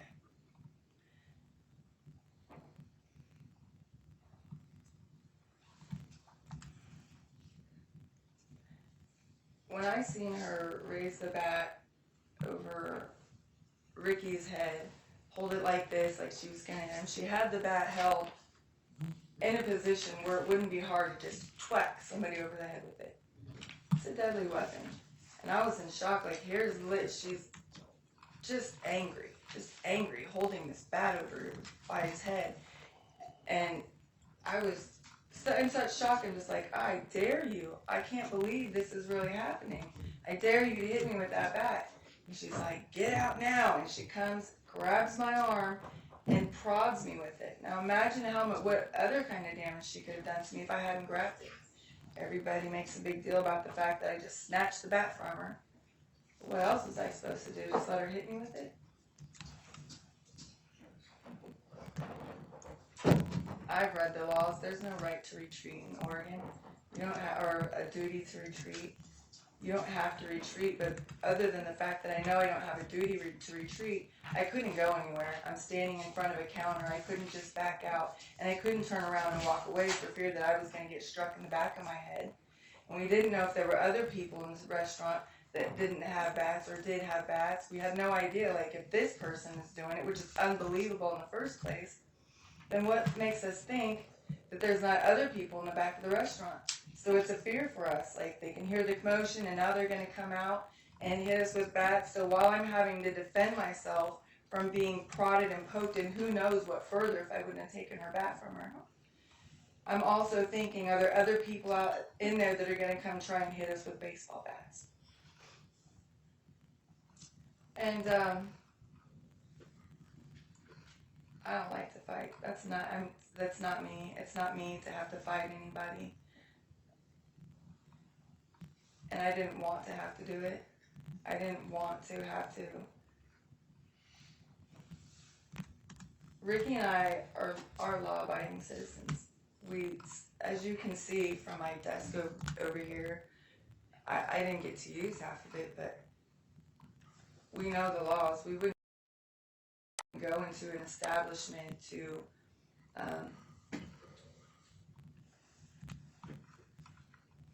inform people on the laws that protect our rights while also intending to break the law. In fact, our first question was, are you allowed to violate the law? Never once did we intend to go in and cause her harm. We didn't even know her. She's a stranger to us. So when I grabbed the bat from her, she still came rushing into me, and the bat's being wielded all over the place. It's hit me in my head, it hit the counter, and she starts falling over onto Ricky and trying to hit his camera.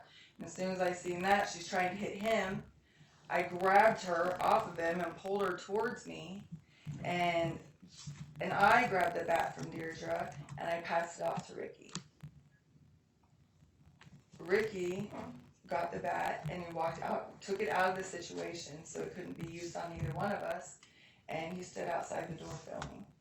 He hollered for me to come out of the shop, just Amy, not like, he just called my name, and I'm struggling with Deirdre in here. I'm trying to get out of the store.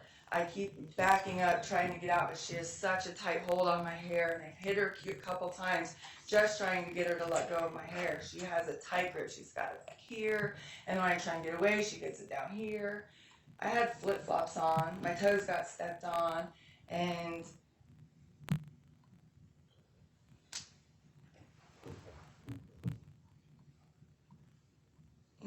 she said she didn't want any of this, but I didn't want any of this. I didn't. We left home to come help somebody, to support somebody, to support a friend because they believe in the same things that we do, which is individual choice. and she was arrested for exercising that right to make that choice, like many other people in this state. And it's what we've been fighting for the past 2 years. That's why we started reading the law so thoroughly, so that we could prevent other people from having to be in this position. So now I'm here defending myself for having to defend myself against Deirdre Sturr, someone I don't even know.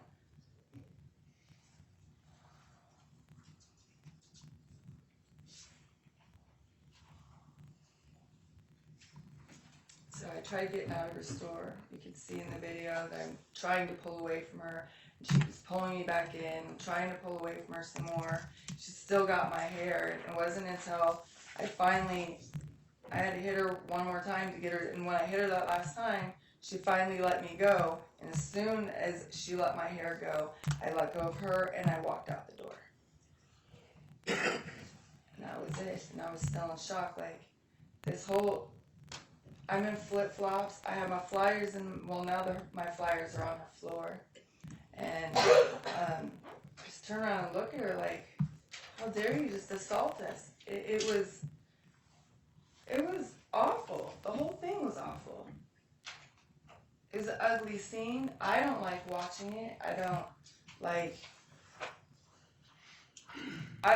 the idea. I don't like the way Deirdre looked at the time, I don't like the injuries that she got. I wish the whole thing would have never happened, because it was never intended to happen. You can see in the video that I go back towards the store, but Ricky pans out. I went back in there to try and get my property that was now laying all over her floor, which is my flyers. And when I did, that's when she called me a slut and some more things, and started grabbing my legs, trying to pull me back inside her store. And I was just like, forget it. You know what? I'm out of here. Left my flyers on the floor, and I walked away. I didn't want to get into another altercation with her, because she was still sitting on the floor at this time, maybe making a phone call or something, just looking at me.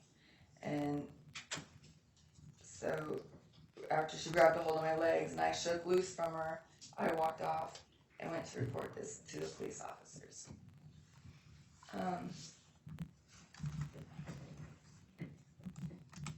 I just followed Ricky over there. I was shocked to see these police officers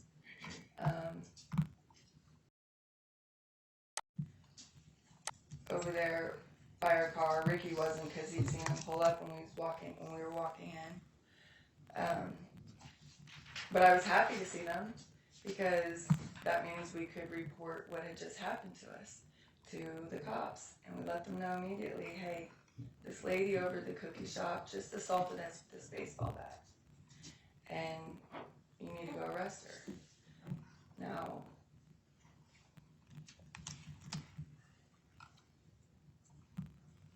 they took our statements and said, okay, we're going to get things figured out. We gave them our YouTube channel so they could watch the video. And we still have the weapon that we confiscated, and we gave it to, took a few minutes, but eventually the police officer asked for the bat that Ricky was holding in his arm, and we handed it over to them. And then we were cooperative the whole time. We told them what happened. We talked to them about things that had happened prior. Things are a little bit of our history, what we do in life, and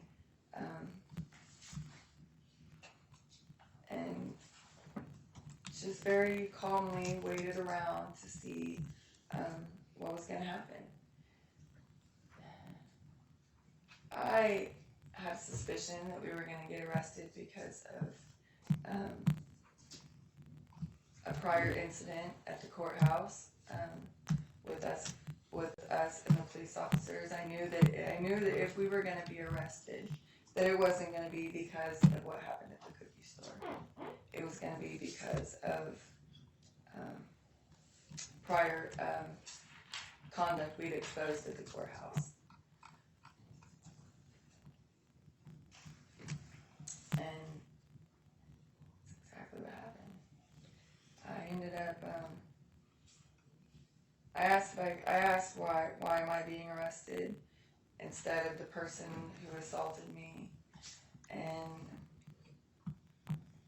asked if she was being arrested too, and they said no. I said no, and I was real confused on why she was allowed to enact violence on peaceful people and say that she was just defending herself, yet there was no justification in their minds for me defending myself.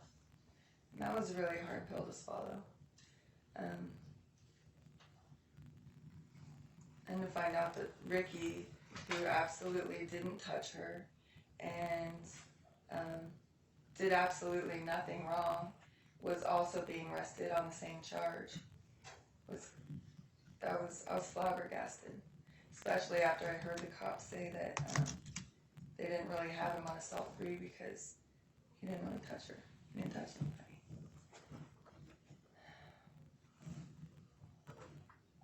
At the time, our charges were only assault.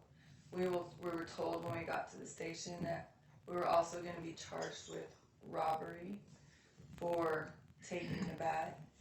And I told Ratchi, like, are you serious? We brought you the bat. We didn't go in and intentionally take her bat and leave with it because we wanted it. We took it because it was used against us and gave it to you.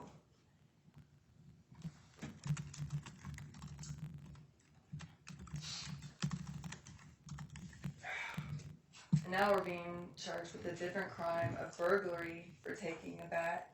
We had no intention of taking her bat. Like, we didn't even know she really had a bat, you know? Didn't even really know what's going to happen. Could you imagine going into a cookie store and someone pulling a bat on you? A rumor's just a rumor till it's true, you know? I didn't make her pull out the bat. She could have pulled out her telephone. At any time, she could have pulled out her telephone. We've had issues with people in the past who didn't want us to be there. That's exactly what they do. They call the police. And the police show up when we talk to the police, which is how it should be handled.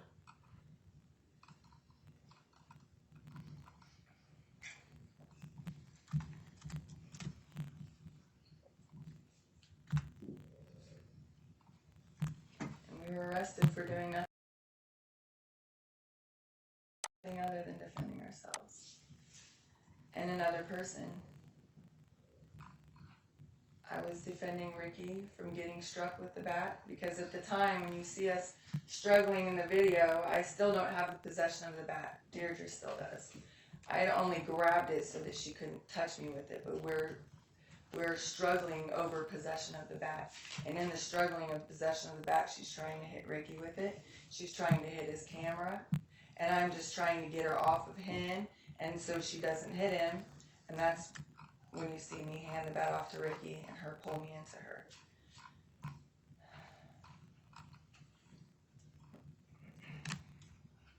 It was just unbelievable.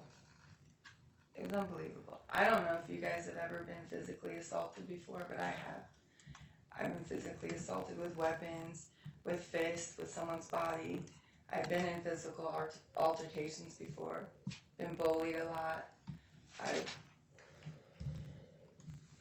been intimidated, which to me is what it was. She was trying to intimidate me to leave. And she says, well, you should have just left. You should have just left. Well, so because I didn't leave right when you told me to, you had the right to threaten me with physical violence? A peaceful person who did nothing but use words on me? I know the video looks bad, and I know her injuries look bad. But I didn't initiate that sequence of events. I initiated a conversation. I didn't initiate her touching me with her body. I didn't know she was going to do that either. They didn't tell me that she was going to try and use her body to get you out of the store. It just happened. It just happened, and I asked her not to do it. And she did it anyway. It just happened. And a natural response, any reasonable person, when someone's up in your face, is going to push them off of them. You know, she's enforcing the mask policy, but she's not enforcing the 6-foot rule. She's literally touching my breasts, a sexual part of my body, with the sexual part of her body.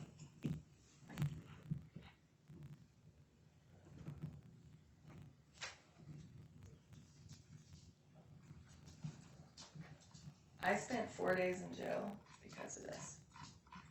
$5,000 bail. I was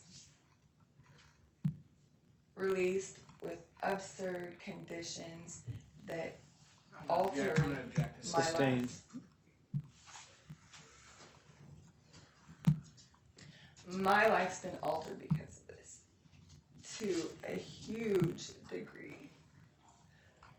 So much so that it's almost like, is fighting for other people's freedom even worth it? That this is the kind of things you get for it?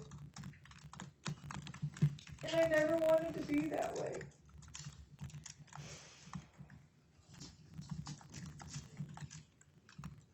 I'm fixing a lot of time. Objection, Your Honor. Sustained.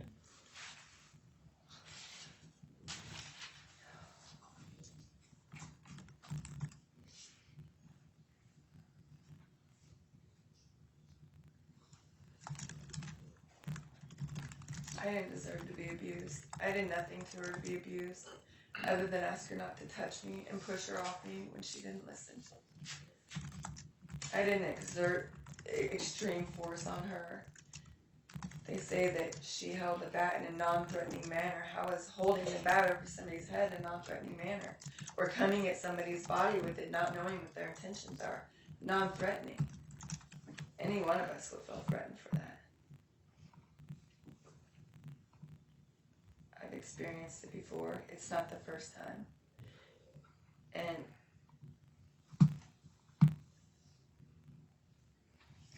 I don't want to do it again.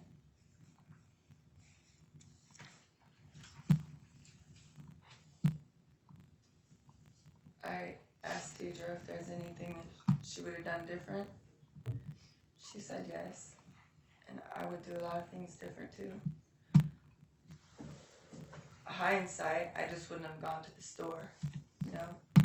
I just wouldn't have gone. But then that would mean that I'm not doing what I think I'm here to do and fight for freedom and fight for people to be able to run their businesses without the government telling them how to do it.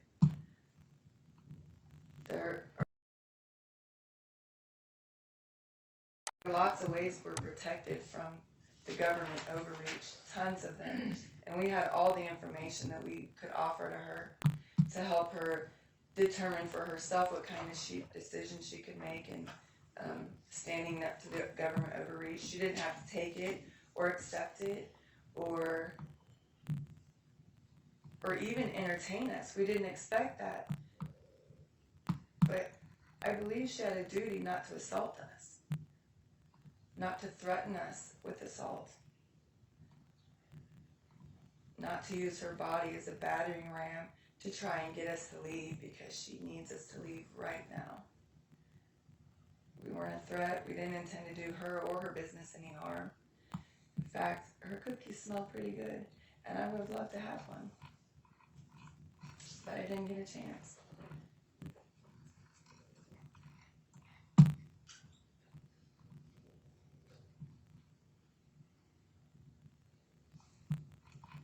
Or also being charged with harassment and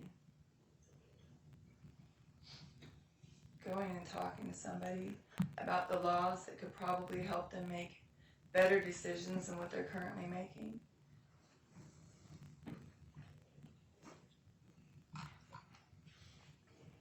We're not lawbreakers. We study the law so that we can be ready for anything, you know, and so that we can help other individuals be ready for anything and stand up for their rights and the rights of others. And that's what we're all about. And I wish we would have had the opportunity to have this conversation with Deirdre. I wish that it would have gone like it's gone every other time that we've gone to talk to people. We don't know everything. It just happens to be that the stuff that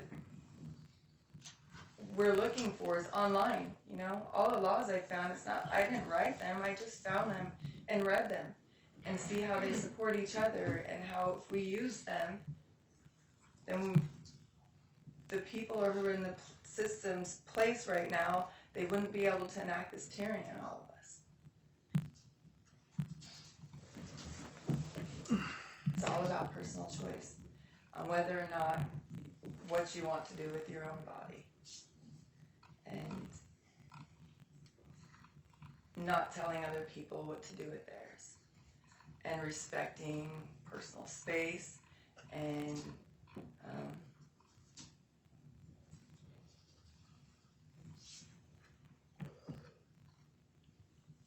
I don't, like I said before, I don't harbor any hate for Deirdre. I don't. In fact, I wish that there weren't conditions in place to where I could have gone and made up with her and settled this away from this place, because I think we could probably be friends. Aside from this incident, she's seen lots of her own stuff, and she's a very likable person, and I think we could have been friends and if this wouldn't have happened. It seemed to me like Deirdre was not angry at us, but she was angry at the position she was in. And she was dealing it in the manner she was led to believe was the best to deal with it. And I feel sorry for her for that, because this didn't have to happen. We could have handled this in a much different way, and that's what I wish would have happened. I wish I didn't have to defend myself. I wish she didn't believe that we were there to hurt her and that she needed to defend herself against us. I wish that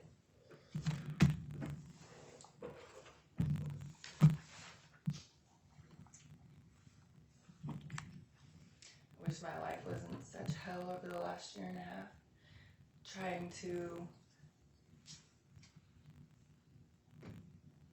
figure out how I'm going to do this while still living my life, and it's been really tough. It's been really tough. Cross. So, Ms. Holly, you testified that you never once refused to leave, but you were asked multiple times to leave. Correct? By your basically from the get-go. Yes, she did ask me to leave from the start. And it was multiple times, right? Yes, it was a couple times. And you didn't leave. I also didn't refuse. I didn't say I'm not leaving, which is a statement that was made. The statement what was made was, what did she say? Did she say, I'm not going to leave? I never said I'm that. just asking, you didn't leave, right? I didn't leave immediately. In fact, I didn't really have that much of a chance to leave. I just spoke a couple words, and before I knew it, she was on me. Her body was on mine. So by her body being on you, you mean she had her arms out, and after telling you to leave, she was trying to edge you out, is that right? I didn't know if that's what she was trying to do, trying to edge me out. I don't know. It looks like in the video and by her testimony that that's what she's trying to do. But had I not pushed her off of me to get back from me, who knows what she would have done. So you did push her off of you then, right? I pushed her away from me. That's what I did. Not with much force either. I have flyers in my hand. I couldn't even back up. I didn't even take a step back. I just put my arms in front of me and pushed her off of me. And you didn't see anyone else in the restaurant, correct? No, there's not from my perspective. And I was like tunnel vision as soon as she came at me and I asked her not to touch me. This was all I could see. It's like literally her right here in my space, Like I said, it's different when you're seeing it on the video. But when you're there, it's like she's right here, but if I don't push her off of me, how much further on me is she gonna be? What's gonna happen next? Is she gonna keep bumping into me and I'm gonna fall back and hit my head on the ground? Am I gonna run into the counter that's behind me? You know, I don't know what's gonna happen. All I know is my natural response when someone touches my body when I ask them not to is to remove them from me. And at no point during any of this did you ask to buy cookies or coffee or anything like We that? didn't have an opportunity to. And just to be clear, you pushed Ms. Sturb or you shoved her after she had asked you to leave multiple times, correct? Just get it chronologically, it was after that, is that right? Can you repeat that? Did you shove Ms. Sturb after she had asked you to leave? After I asked her not to touch me. Which was after she asked you to leave, correct? Yes, which was after I asked her not to touch me. And after you shoved her, she goes and gets the bat from behind the counter, correct? Correct. And then she asks you to leave again, is that right? I can't remember honestly what she was saying to me at that moment because all I could see was the baseball bat being wielded in the air above my boyfriend's head and coming towards me. I was in shock, to be honest. I don't remember what she said to me at that point. Okay. And you grabbed the bat from her, is that right? I prevented her from hitting me with the bat. I'm not sure if I gained possession. I didn't gain possession of the bat So the itself. question was, did you grab the bat from her? Is the answer yes? Did I grab the bat? Yes. I'm not sure I got it away from her at that point, but I did grab the bat that was coming at me. Yes. Okay. And you testified that you and Mr. Kohn are law-abiding citizens, correct? Correct. And it's true that you've been convicted a number of times in your past, correct? Yes. You've been convicted of theft in the first degree on February 24th, 2011. Yes. Felony. All these crimes you're going to bring up were years ago. Okay. And forgery in the second degree on July 24th, 2014. Yep. And unauthorized use of a vehicle on October 27th, 2015. Yes. And burglary in the first degree on October 27th, 2015. Yes. And another count of burglary in the first degree on October 27th, 2015. Yes. I was convicted after taking a plea deal. Yes. And when you're in the store then, after you grab the bat, as you just mentioned, there's a struggle, is that right? What was that? There's a struggle, is that correct? With the bat? Yes. Yes. And then at some point, at some point, Mr. Kohn and Ms. Sturp go crashing into the counter, is that right? Well, Is it right that they go crashing into the counter, is the question? I wouldn't describe it that way because there's a window there also. It was kind of all three of us because as I'm trying to grab the bat, get the bat out of her possession, she's still coming forward, She didn't just let me grab the bat. She didn't just, it was no just grab the bat from her and her retreat at that point. It was her engaging in a physical fight at that point. Okay. Rather than just letting me take the bat. Throughout this, much of this, Ms. Sturp is yelling at you and Mr. Kohn to get out or get the fuck out. Yeah, it's kind of hard when she has a hold of my hair and I can't go anywhere. She's screaming, get the fuck out. But she has a hold of my hair while she's telling me to get the fuck out. And previous to that, she was asking you to get out politely, saying please, and you didn't, correct? I didn't really, like I said before, I was just talking. I didn't really have a chance to leave until she pressed her body up against mine. Okay. I mean... And then after the point where she hits the counter, after that, you punch her a number of times, don't you? And she has a hold of my hair. And I didn't just voluntarily, here, I want to hit this lady, but I didn't want her hitting me, and which seemed like if somebody's already put their body on you after you ask them not to, they come at you with a baseball bat. I don't know. I don't know her. I don't know if she's a skilled MMA fighter. I don't know if she's got some kung fu skills. I have no idea. I have no idea what she's capable of. None whatsoever. So And you so can- she has a hold of my hair, and I'm fighting to get her to let go so I can leave. I just want to leave. That's all I want to do is leave at this point. And you continue to punch her multiple times in the head and in the face. Is that right? Because she has my hair. Okay. But you did punch her. Is that right? That's the question. Yes. And that was inside of the store, right? Yes.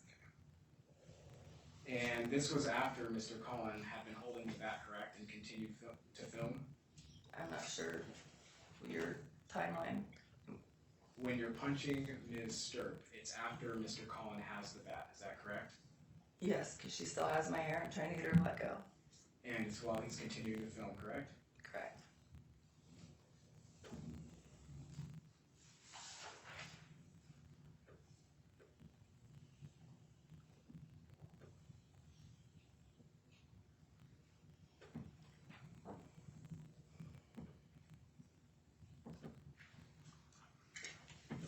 Your Honor, I'm just going to offer these certified copies at this time. She's admitted to them, hasn't she? Yes. Then that would be cumulative. Okay, then I'll withdraw that, Your Honor. So Ms. Hall, People change, David Mintz. Ms. Hall, once Ms. Stirp is on the ground there,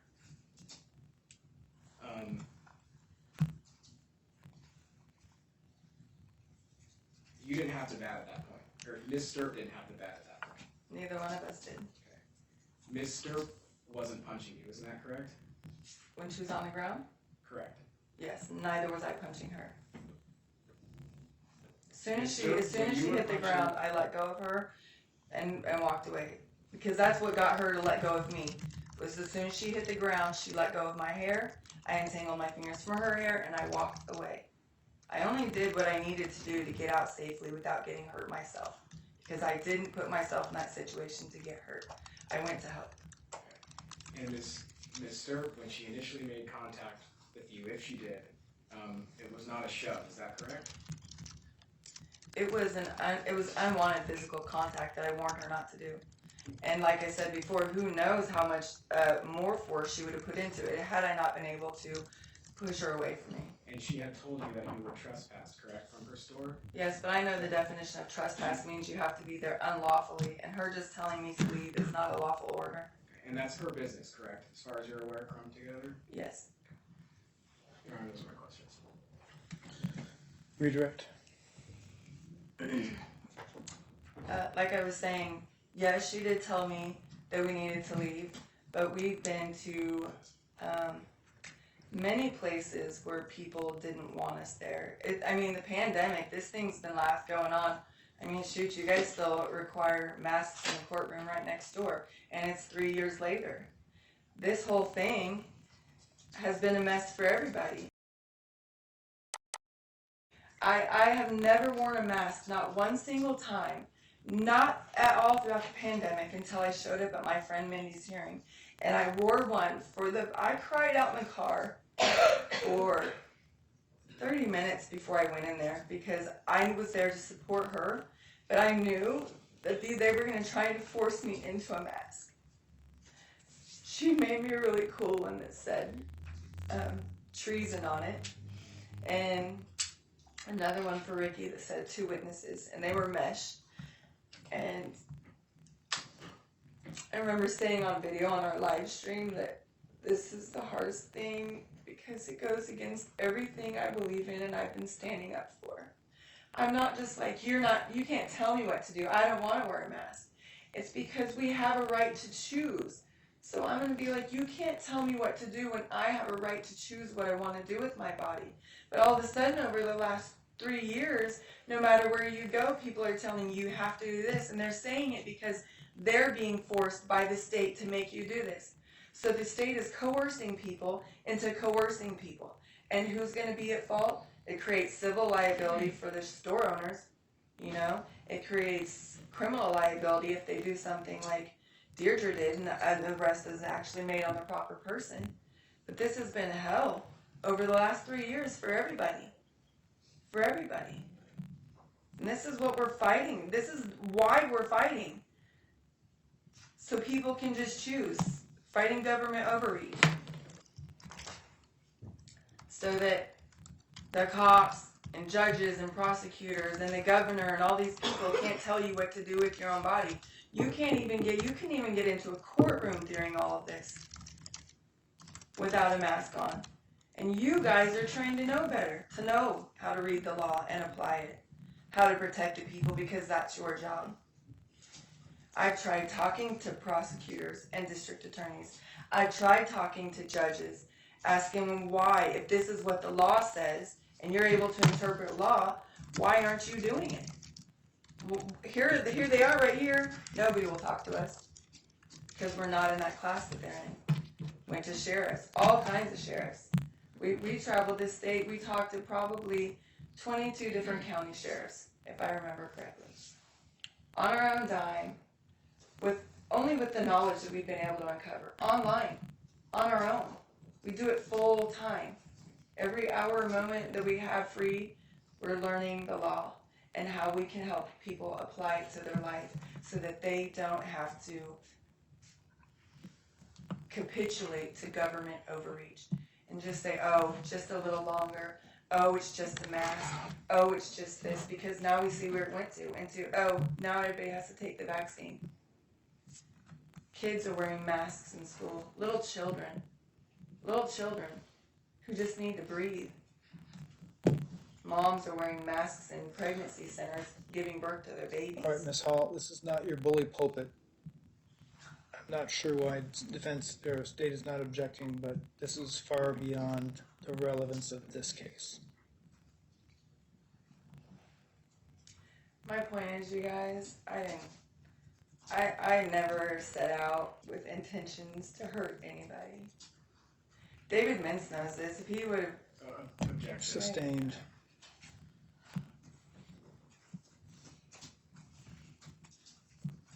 The only people that were there that day were me, Deirdre, and Ricky.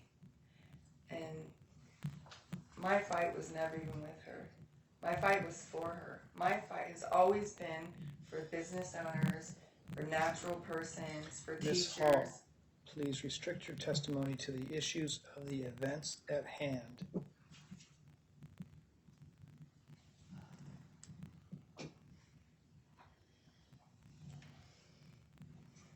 It didn't have to go the way that it did. And I'm sorry that it did. I'm sorry that she ended up with injuries. When you're in a moment like that, you can't stop and calculate, I gotta be careful not to do this or not to do that, because your adrenaline's pumping and you're just trying not to get hurt. You're trying not to get hurt. I'm trying not to hurt her either. I don't want her to get any significant injuries and be hurt. I'm not that type of person that wants to hurt another human being, or I wouldn't do the work that I do.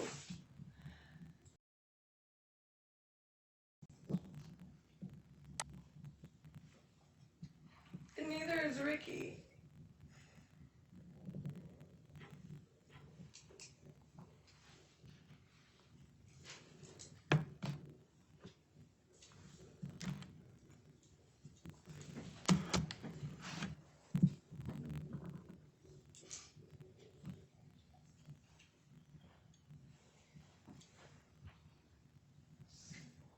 When we walked up to the cops to talk to them,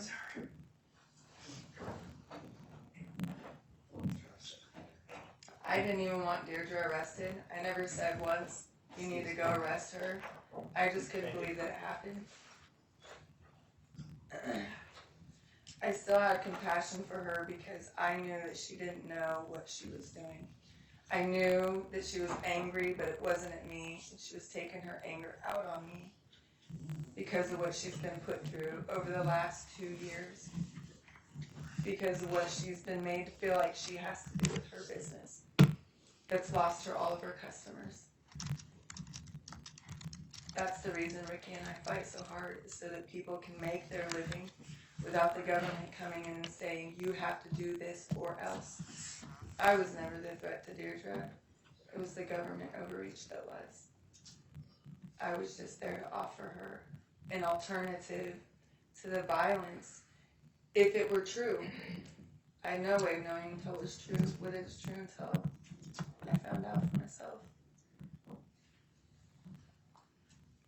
And I'm upset about it, but I still don't blame her.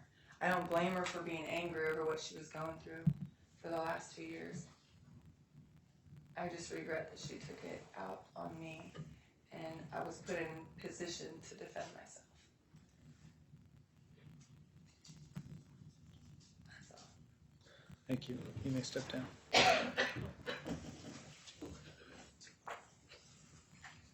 Any other witnesses, Ms. Hall? No, Your Honor. Do you rest? Yes, I was. Any rebuttal? No, Your Honor. All right, members of the jury, I'm going to have you go out for your afternoon recess. I do have a few legal matters to take care of before we bring you back in, so this may be a little bit longer of a break. So, Mr. O'Brien, could you please take the jury out?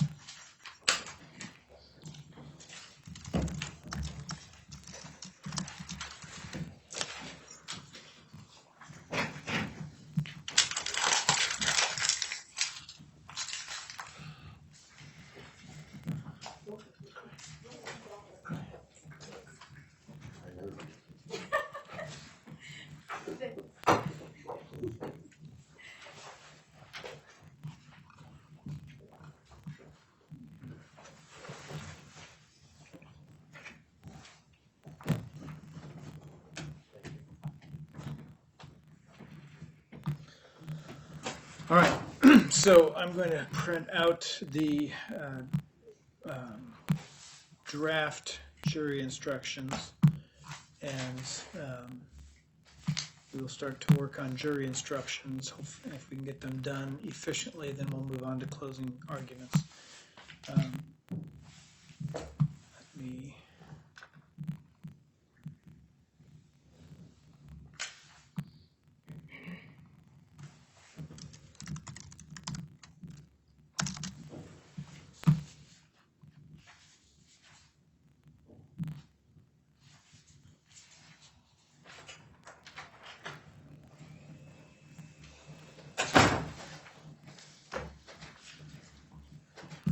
Will you hand those the printed copies to each party, please? And Mr. O'Brien, can you hand me the documents filed by Ms. Hall regarding jury instructions as well?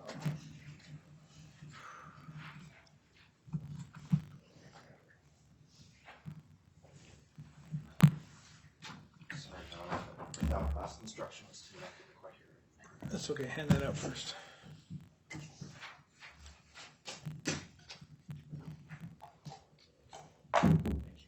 All right, and the papers that Ms. Hall provided after lunch. Thank you.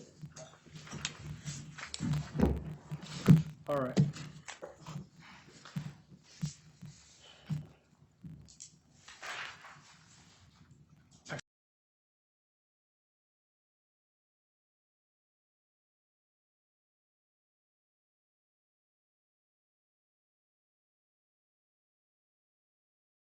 Why don't I give you both 10 minutes to look at these instructions, Ms. Hall? You probably haven't seen this type of thing before, so why don't I give you 10 minutes to read through it? And then in 10 minutes I'll come back on the stand and we will on the bench and we will go through these instructions. This is a draft, so in other words, I've just put in everything either that Mr. Mintz has asked for or that I thought was relevant based on what I could glean from your arguments or your presentation as far as defenses go. The only thing that isn't in here yet is anything that's in your list here that may have not already been caught, and then the special instruction requested by Mr. Mintz regarding the administrative rule, and I haven't just added that yet, so we'll address those when I come back. But I want to give you a minute to look over these, Ms. Hall, because I think that's a fair. So we'll take a 10-minute recess. We'll clear the courtroom for everybody else. These two are allowed to remain in the courtroom, and then I'll be back.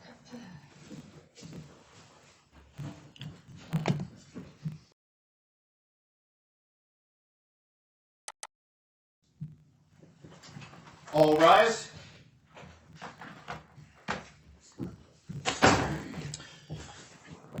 Please be seated.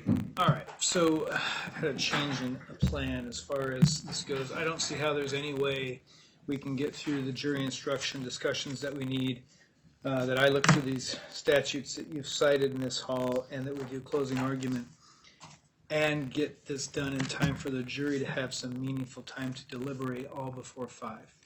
Not to mention, we had a juror who expressed in the very beginning of this that he had plans on Friday and that 5 o'clock needed to be a hard stop for him.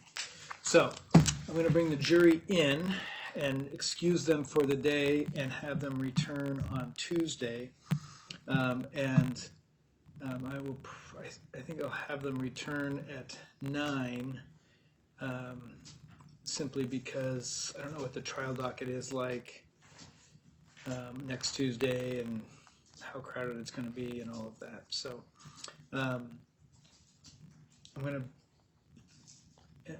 I'll give you both a chance to comment if you wish on the court's plans here, but then after that, after I bring them in and release them, then we'll talk about jury instructions and then we'll be done for the day.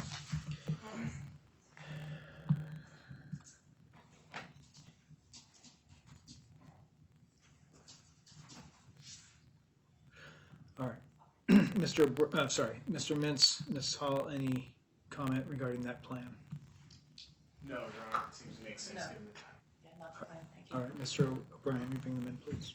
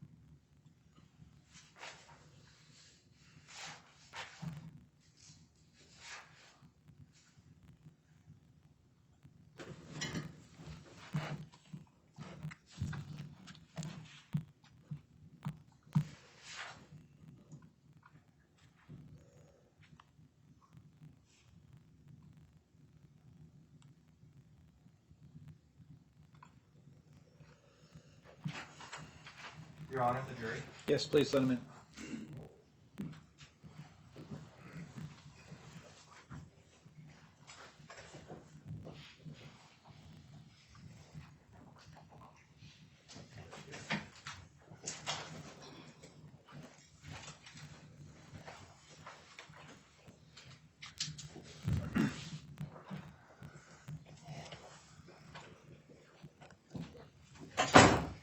All right, members of the jury, I appreciate your patience. One of the things I'm working on is jury instructions that I told you I would give you at the conclusion of the case.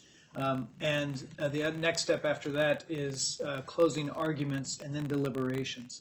At the time of the hour that it is, 3:52 at this point, there is not a way to get all of that done in enough time for you to have meaningful deliberations before 5 o'clock. It's important that you have time to deliberate once you've heard closings. We really, really don't like to do closings and then send you home and come back the next day and then deliberate. We want to give you time to deliberate after you've heard the closing arguments. So for that reason, we're going to let you finish early today, and bring you back on Tuesday. We don't have trials on Monday. So I'm going to release. You're going to release you today. You're still under all your admonishments from me about not talking to the case, not talking about the case, not talking to others about the case, and not deliberating until the case is concluded, not to look the case up in any way or any reason. That's all very critical because you have to make your decision based on what you've heard here in the courtroom only. On Tuesday, I would have you meet downstairs at 9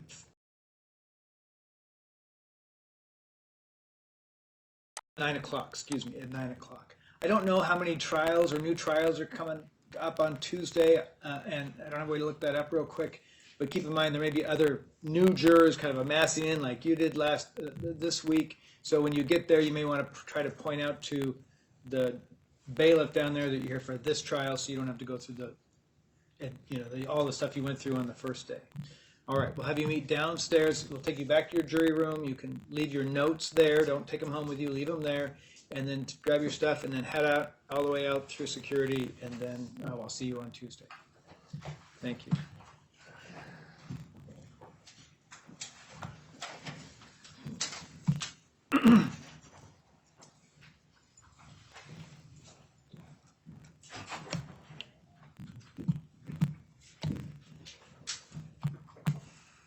You go this Go ahead.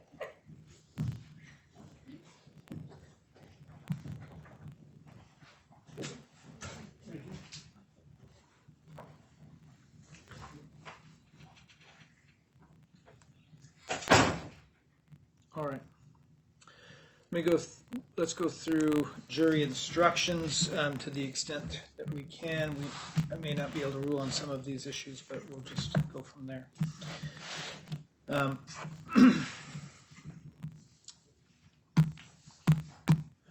see here. All right, so let me just go through instructions page by page, and then after I've gone through the items that I have put in the instructions and heard objections or argument on them, we'll talk about the additional instructions requested by Mr. Mintz and then the additional instructions requested by Ms. Hall. So, let's see here.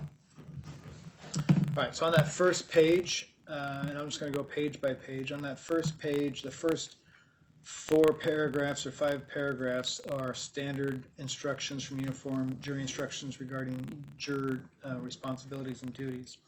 The next next paragraph that's got 2 asterisks next to it, that is instruction requested from the state, but it's a standard defense instruction regarding when a witness testifies about defendant statements. Do you have any objections to that instruction, which is that paragraph that starts when a witness testifies about a statement made by the defendant and then carries through to next few paragraphs and ends with the paragraph, if after weighing such factors? Do you have any objection to that instruction, Ms. Hall? I'm sorry, I don't think am I on the wrong, You should have jury instructions up in the top left corner of the front page. It says reads draft up there. Mr. O'Brien handed it to you before we broke. this one. And now I'm talking about page 1.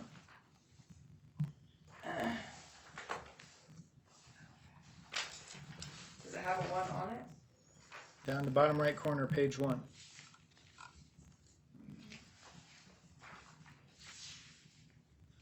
I don't see a page 1 on it. Oh, maybe, okay, there it is. All right. So 1, 2, 3, 4, 5. 5th paragraph starts with 2 asterisks, which I'll remove, but 2 asterisks starts that instruction. That is that starting at that paragraph and going down through the next 3 paragraphs is what we call defendant statements instruction. Do you have any objections to the court reading that as a jury instruction to the jury? The one below the asterisk? It starts with the asterisk. It starts with when a witness testifies about statements made by the defendant, and then carries through down to if after weighing such factors you conclude, that instruction. Yes. Any objections to that instruction? No. All right. The next instruction is instruction that deals with defendant's convictions. If they're offered, in this case, there was testimony elicited. That starts with, if you find that a defendant has been previously convicted. It's the very next paragraph. Did you find that? It's page 2. Page 2. Got it. All right. So that's that those two paragraphs are standard jury instructions that the court typically gives the jury when evidence of convictions of the defendant are elicited, like it was in this case. No In- objections. All right. Then we go on to definitions. Includes intentional, knowing. I think those are the only two mental states in the charging involved in this case. Any objection about intentional or knowing for the state? No, Your Honor. All right, Ms. Hall. No, Your Honor. All right.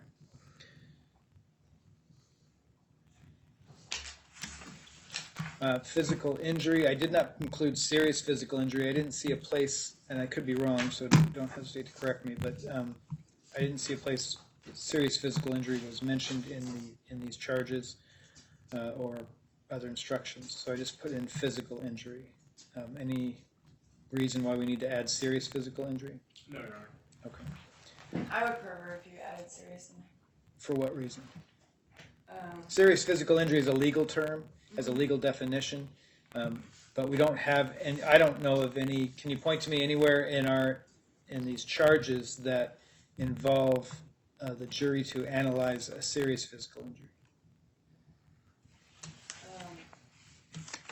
Well, injury is just pretty, it could Actually, I take that back. be anything. The definition of dangerous weapon includes serious physical injury, so let me add that. But I actually don't think we need that definition any longer, so I'm withdrawing that request. I don't think. Because you've removed that from the charges. Correct. I would Unless- prefer it stay. Just a moment. I'll give you a chance to speak. We just have to wait for a person to finish.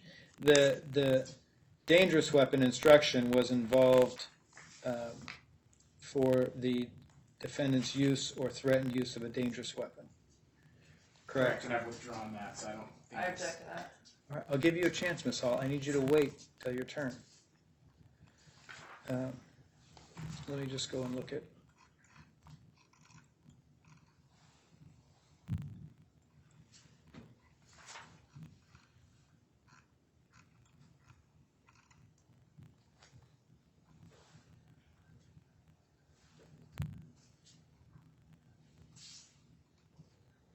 I'm gonna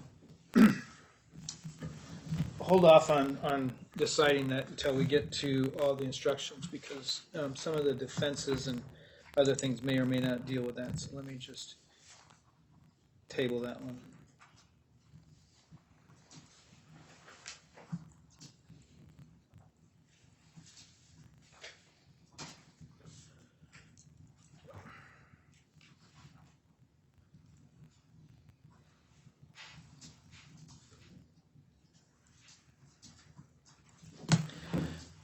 All right, so let's go back. I will revisit the dangerous and deadly weapon. The serious physical injury instruction and deadly and/or dangerous weapon instructions.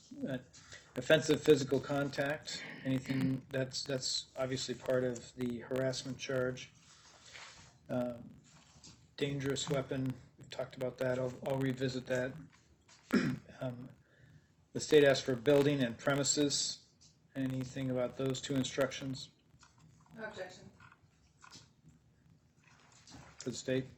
Oh, I'm sorry. No, I asked for those. No objection. And I'm going through both because I've put them in there, and I just want to make sure if you find a typo or you find something that's not quite right, then just let me know. All right, the next instruction is enter or remain unlawfully. That was a requested instruction from the state. Any objection to that? My only objection to that is if we're gonna put enter or remain unlawfully, then we have to clarify what unlawfully means. They should have instructions on how to determine if something's unlawful or not. They don't know if it's unlawful unless they can have a metric to determine why it's unlawful. Just saying it's unlawful, they're gonna be confused on, well, what's lawful or not. They don't really know the law. So I think it needs to be clarified what unlawfully means. Okay.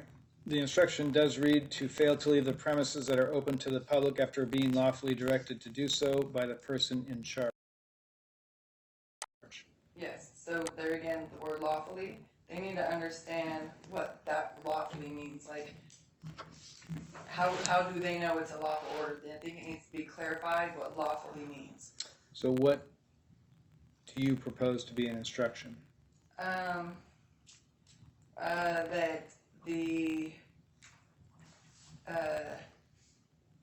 the demand for somebody to leave has to be backed up by well-established substantive law.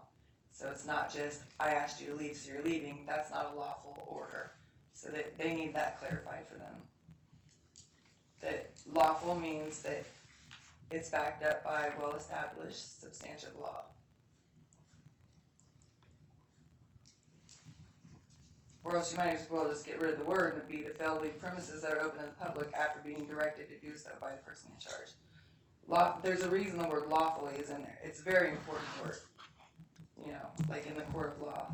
So there needs to be some clarification on how to determine whether something's lawful.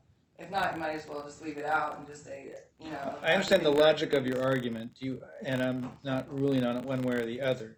Do you have any case law or statute to cite as far as what language to use? Lawful for the word lawfully. For the instruction that you're asking for. No, but I don't see any other statutes in here written down either for what Mr. Mintz has asked for. I think we all know what I'm saying, though, that you can't say somebody's there unlawfully unless there's a lawful reason for them not to be there. I understand what you're saying. Okay. I understand your argument. Mm-hmm. I'm permitted to give instructions to the jury that are accurate statements of the law. So if you have a citation to the law, that helps me know if it's an accurate statement of the law. But like for all the reasons that people get trespassed, they're there unlawfully, they're stealing, they're causing disturbance, they're robbing them, they're breaking things, they're creating an undue burden to the business. I understand the argument. I'm asking Okay. you for a citation. If you don't have it, that's fine. Mr. Mintz. Your Honor, this is precisely the reason why the state requested the physical force and defense premises instruction, which is an accurate statement of the law, and that's why it was requested. And that I think the court left a form of it in this instruction. We just haven't gotten to it yet, but I think that actually solves this issue. I don't think so. I object to her request for a definition of lawful. Why would you object to that? That's weird. Ms. Hall? So, all right. I object to his objection for I understand. looking for a word unlawful. You can't All right. give directions to say, have you determined that it's unlawful? How can you determine that if you don't know what's unlawful or what's lawful? So they would need to know that it's backed up by law. All right, so I'll take that under advisement. I will consider your request, and if I find something, if you find an actual case or statute to support that, then you can give it to me, and that'll be easier. If not, I'll look into it and see if there's a way to phrase it that is an accurate statement of the law. Okay, I'll do it when we're done here. Person in charge is also uniform jury instruction. Any objection to that instruction? No, Your Honor. No, Your Honor. Violent, tumultuous, threatening behavior, that's also uniform jury instruction based on statute. Any objection to that? No, Your Honor. No, Your Honor. Aid and abet, why is, the state's requested that, what is that request for? Yeah, it's a little confusing with assault 3, and I don't think the assault 3 language tracks with necessarily with the definition of aid and abet. I requested it, but I think Oh, I see, because it's the, aided by another person actually present, but I don't know if it's necessarily the same. I think it's confusing. it's not, this aid and abet instruction is not, It's not, so I was going to ask to withdraw that request. all right. If you have some definition of aid that you want to submit, I'll consider it, but that aid and abet is not the same as what they're talking about in that assault 3. As far as I know. I mean, there was actually a case that came out recently. I don't have it on my desk that I'll revisit and look at and see. But that case,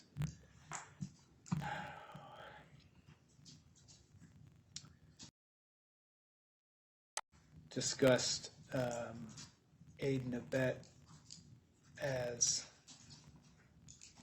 the driver Secondary being crime. the driver being guilty of assault 3 under the aid theory.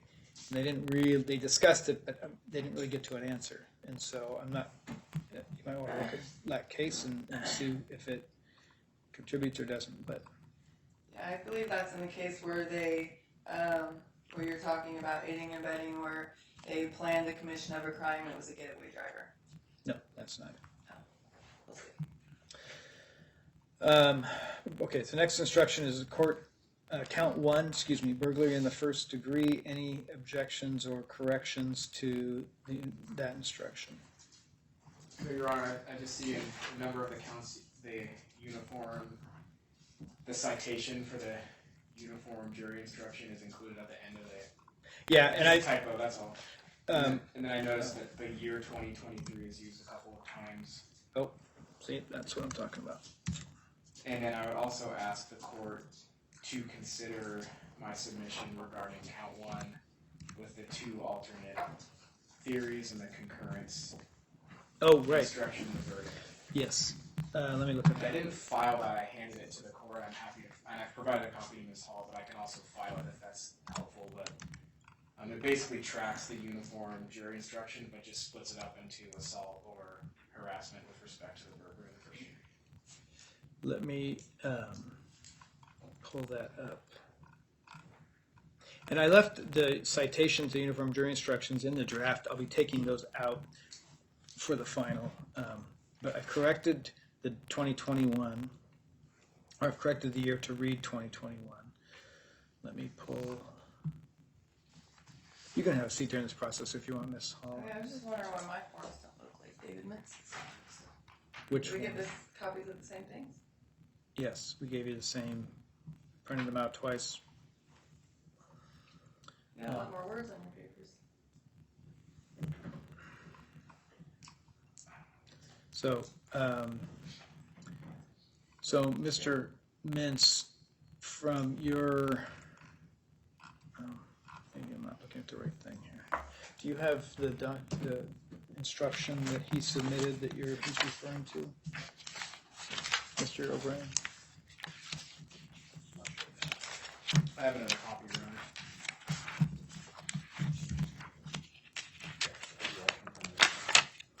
No, I don't. It's not noticy. If you can't find it, Your Honor, I have a copy as well. I just want to make sure that we don't lost it. But, We're talking about. No, I handed it to the court today after lunch. I may have it. I just don't know where it is. All right. So based on this submission, is it your belief that the jury needs to decide or agree that the remain unlawfully was for assault, or they need to agree that it was harassment? You couldn't have a split 6 harassment, 6 assault. You need concurrence on the theory of the burglary therein. Yes. All right. And that's reflected in the jury verdict form I submitted as well. Right. But they can also, of course, determine both as well, and that's also indicated in that requested instruction, and would be indicated on the verdict form.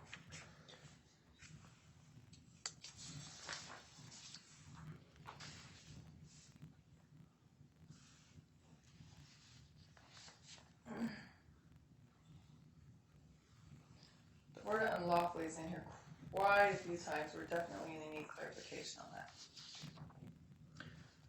Well, It's a major word, like huge, like major. If it wasn't there, then it would just be remained or on or in the premises.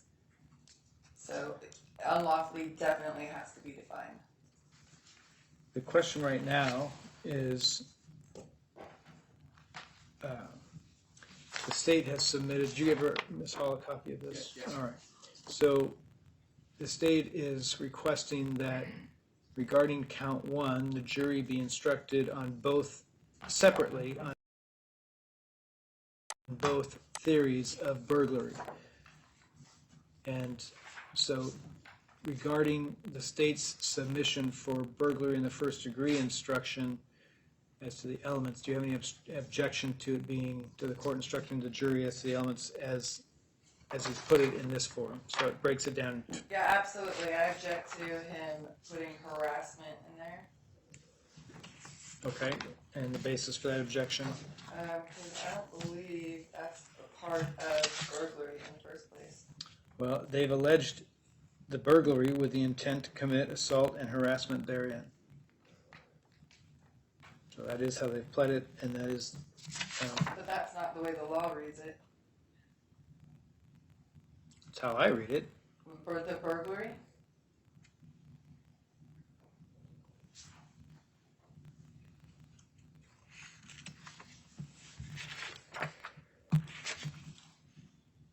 All right, so I will include the instruction as is suggested in the state's submission. I'll make those changes.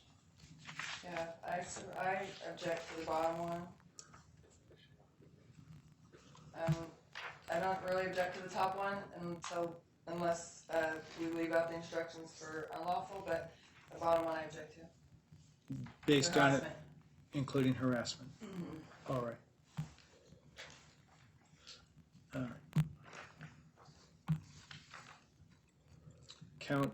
Next section, count 2, assault in the third degree. Any objections or corrections to that instruction? Yes, and David took out intentionally. Mr. Mintz? Mr. Mintz took out the word intentionally and just left knowingly. I demand that intentionally get put back in there. That's part of the law. Count 2 is charged that on or about November 3rd, 2021 in Lane County, Oregon, did unlawfully and knowingly while being aided by another person actually present cause physical injury to Deidre Jillian Sturp. Yeah, intentionally and knowingly cause injury.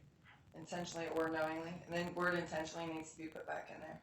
It was never in there. The indictment charges, as I've just read it, unlawfully and knowingly. I gave you a copy of the indictment this morning. Inside of the actual law, the language intentionally is in there. I think maybe the assault 3 statute reads intentionally or knowingly, and the state pled it as knowing. I think that's the only issue. So you're going to have to explain to me what you mean by the law has intentional, Ms. Hall, because this is properly pled. There's been no challenge to the pleading, and it pleads knowingly. So help me understand what it is you think requires the court to instruct that it is an intentional crime. Well, isn't that what the law says?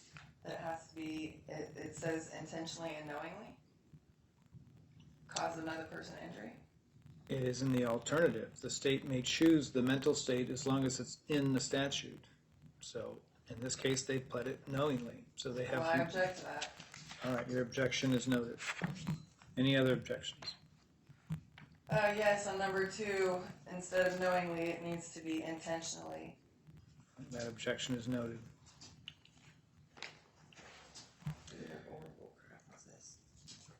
Count 3, harassment. Any objections or corrections to this instruction? No, Your Honor.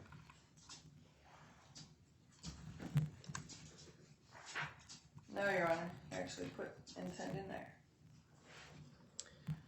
Count 4, disorderly conduct in the second degree.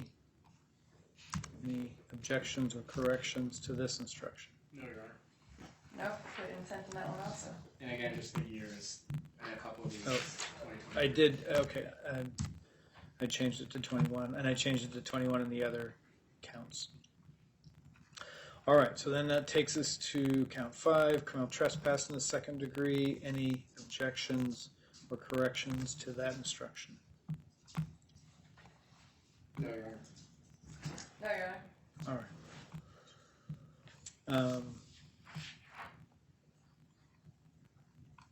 Next instruction is defense of premises. Any objections or corrections to that instruction? So, I think this essentially tracks my submission, except the last line the court added, the burden of proof is on the state to prove beyond a reasonable doubt that the defense does not apply. The defense was not raised, so I don't think that helps. I think just stating everything else in the instruction would be applicable.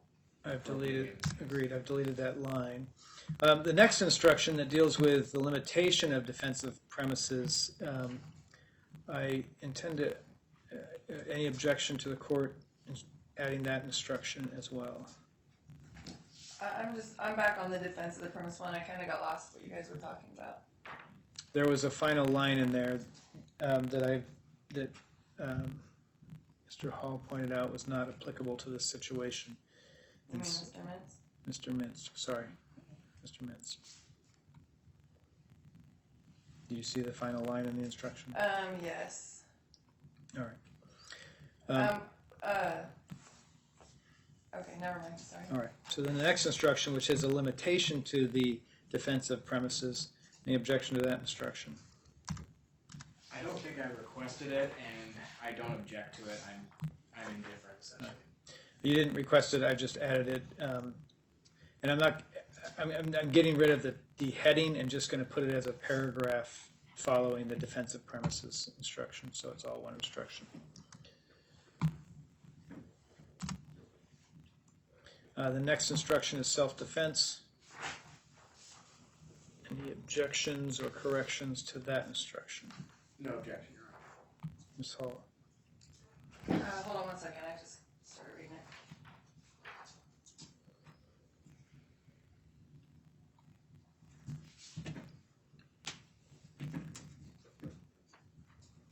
No objection, Your Honor. All right.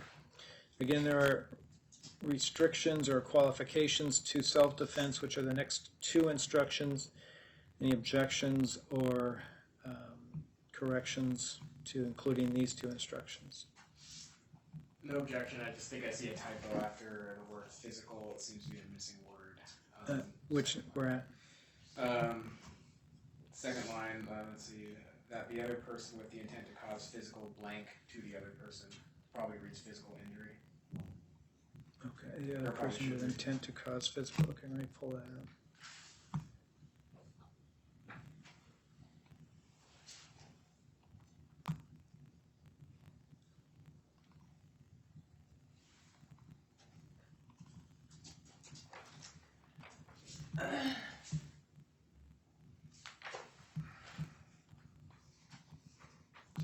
And just so the record's clear, I didn't request that instruction, but I would make that request at this time in any event, now that the self-defense instruction is given. Understood, and I've gone through and added these. This is the court additions, again, initially to put just the discussion out there, but I do find that these are all appropriate based on the facts that have been in evidence so far. And you're right, it's supposed to say physical injury. So, Ms. Holland, just a moment, in 1109, on the second line there, where it's the line is the use of unlawful physical force by that other person with the intent to cause physical, I'm adding injury to the other person. Go ahead, Ms. Holland. I don't think we're all looking at the same forms. You totally got something totally different from what I got over here. I'm not reading what you just read that. Well, Are we not supposed to have the same thing? Ms. Hall, I provided you both the exact same documents. If he has other documents that he's prepared himself, that has nothing to do with what I provided. I provided you both the same jury instruction forms. If you show me what are you holding? This. It appears, just for the record, it appears to be the same document I'm looking at. It's the one provided by the court. All right. So I'm adding 109 and 110. I'm deleting the heading and just adding them as paragraphs to the self-defense instruction. I object to 110, actually, the aggression one. Because it makes it look as if I've already been, that I'm already guilty of being the aggressor without being proved to be the aggressor. That's what it makes it look like. And so I object to this whole 110 all the way, altogether. All right. 110 is an accurate statement of the law. It's not stating that you are or are not anything. This is just telling the jury what the law is, and then they get to apply these instructions if they feel that after they've decided the facts that the particular laws are appropriate. So they decide the facts and they apply it to the law. So they'll decide whether or not you were defending yourself. They'll decide whether, if you were defending yourself, if any of these modifications or modifiers apply. And during closing, you're free to argue to them,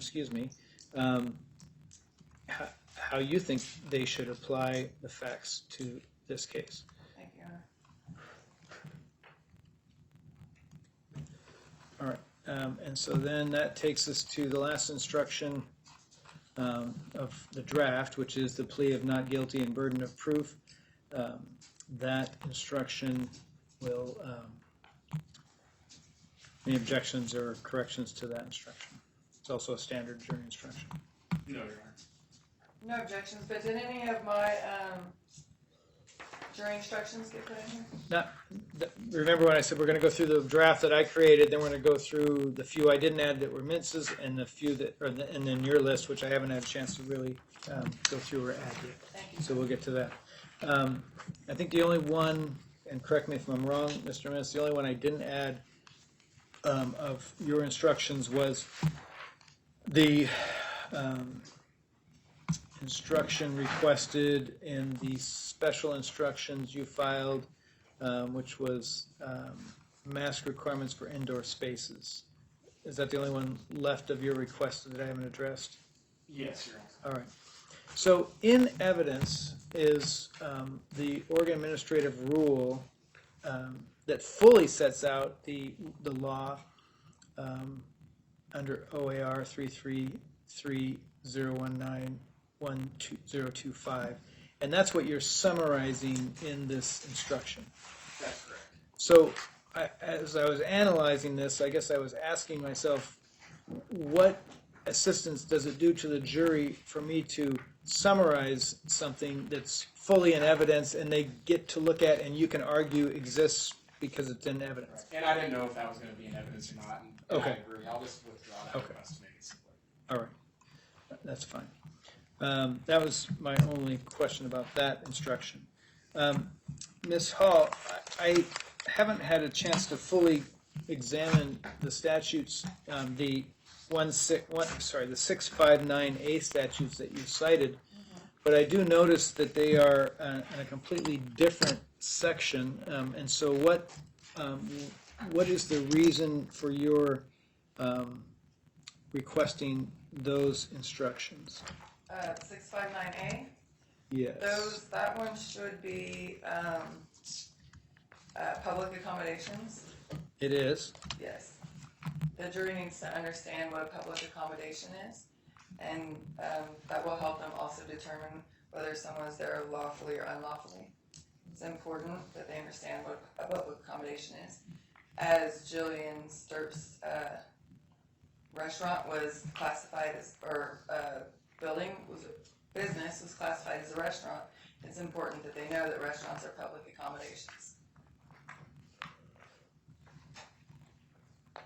Okay, and help me understand how that plays into your defense or your case. Well, I don't see how it doesn't, because they need to determine where someone can be lawfully, and public accommodation is a huge topic. It's not a private business, it's not a government business, it's a place that's open to the public, and they need to see exactly what that means.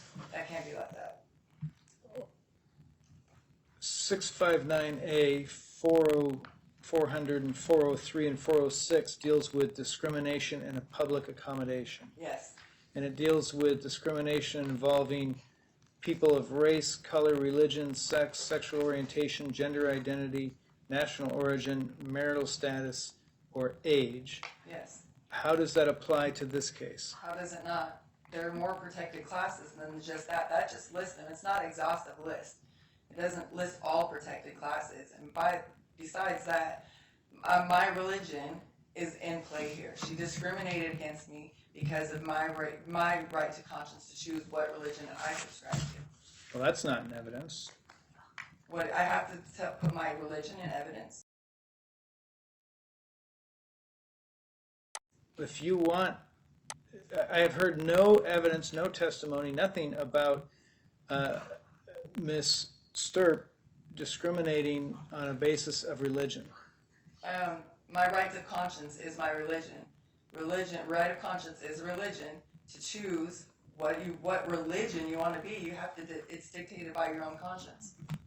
It's not an exhaustive list of protected classes. There are some listed, but it's not an exhaustive list, and it grows by the day with all the new things that are coming up.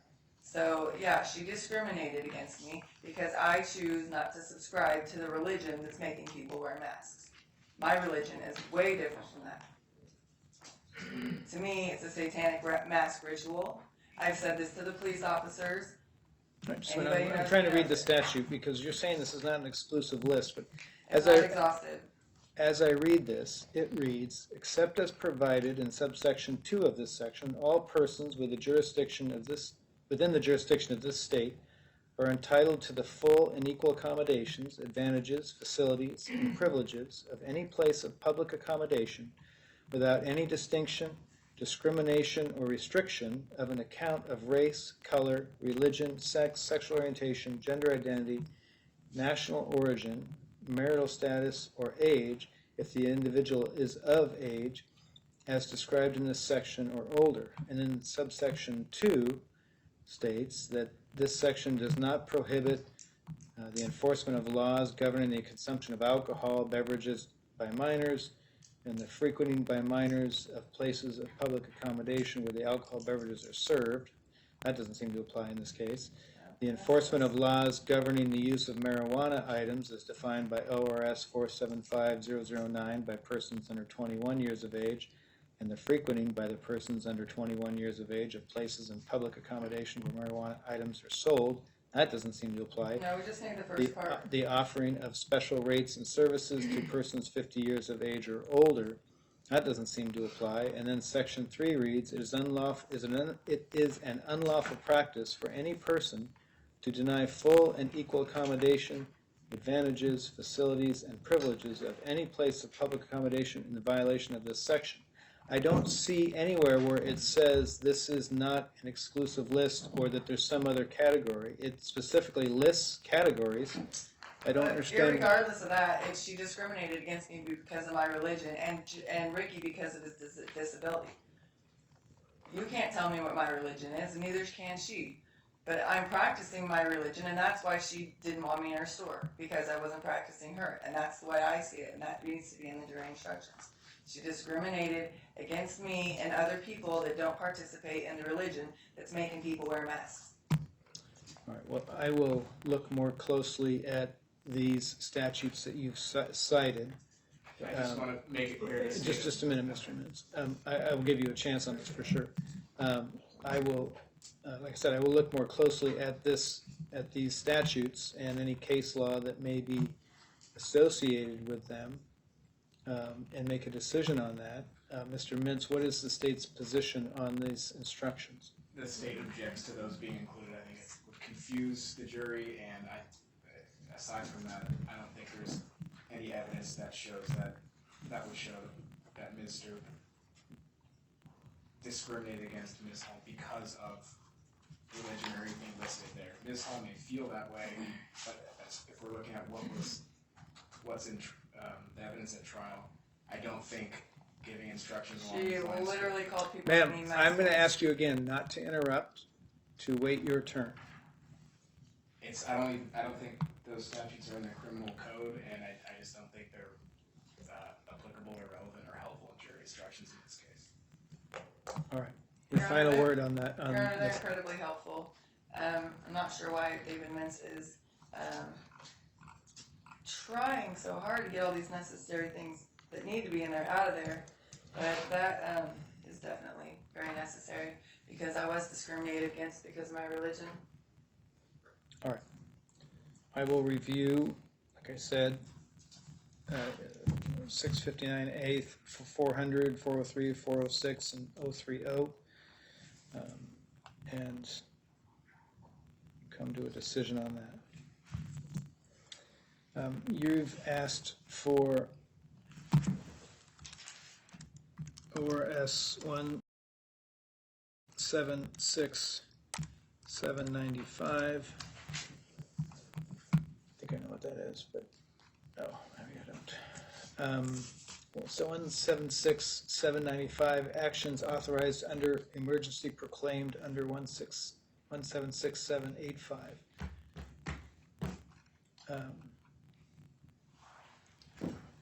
Yes, Your Honor, it's actions that are authorized, such as the right to refuse, informed consent.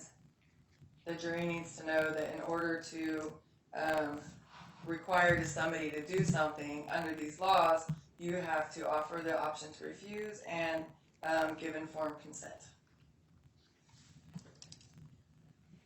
Mr. Mintz. Your Honor, I haven't had adequate time to review that statute. But if the answer I would give right now is I would still oppose. I don't think that's applicable in this case. You don't think the right to refuse something that's mandated? So your arguments are to me? Oh. The two of you aren't having a discussion here. These are arguments to me. They're very relevant, sir. The right to refuse something that's the government mandates is very relevant, and informed consent is even more extremely relevant. All right. I think the jury needs to know. They're all business owners and people who are stuck wearing masks too. I think they'd like to know that all this time they've had a right to refuse, and they've had an obligation to have informed consent. I think they'd like to know that for their own personal interest, if not mine.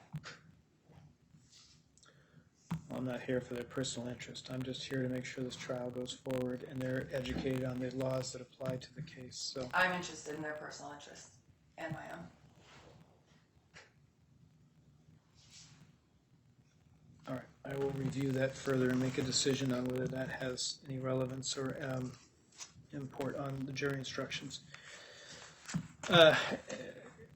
Ms. Hall, the citations, I need the citations on these cases you've listed because they're too difficult to find as you've written them here, except for Ramos, Louisiana. That one I'm quite familiar with. The other ones, frankly, are just too vague. The citations are too vague to pull up. So do you have citations for these cases?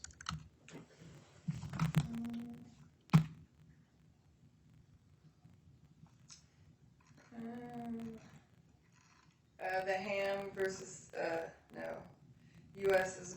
versus Wilkes. Is that one you have there? That's one on your list.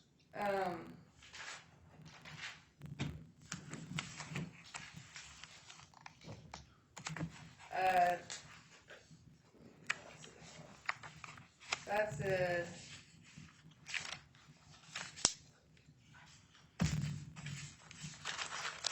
$38 in brackets too.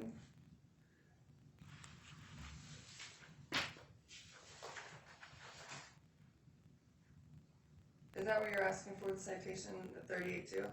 Where it's listed? 38-2? No, it's the wrong one. Never mind.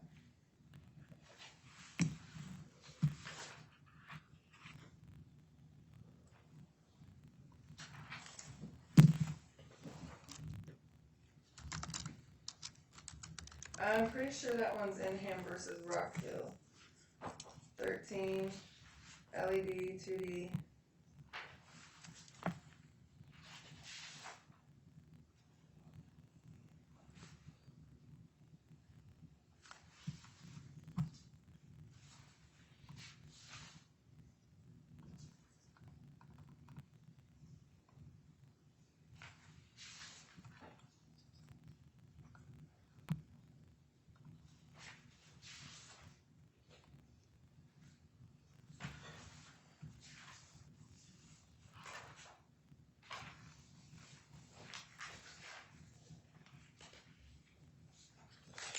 So US v. Wilkes is, are you referring to 662 F 3rd 524?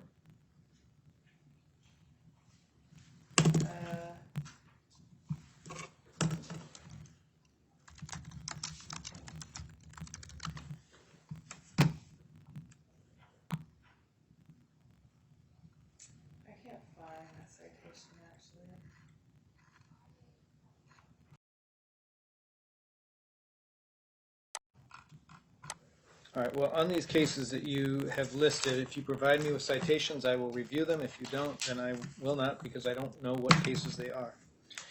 The attachments that you provided here, the first page had definitions to respect to culpability, and it listed a new number of definitions.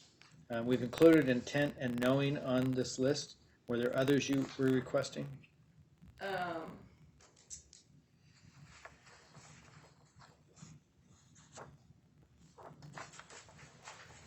Yes, public place.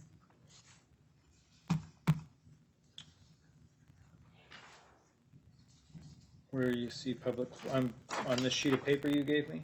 Oh, no, it's not that one. Are you looking at the one that says criminal liability on the top?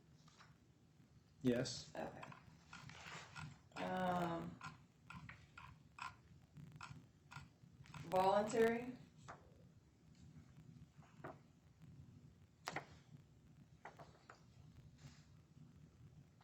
I like that. Is act in there already? Did you already say that?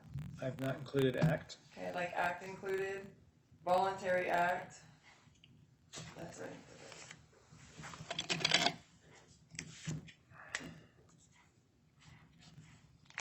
Culpable mental state.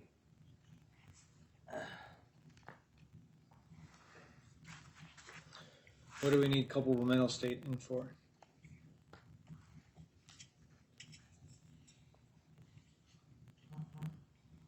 No,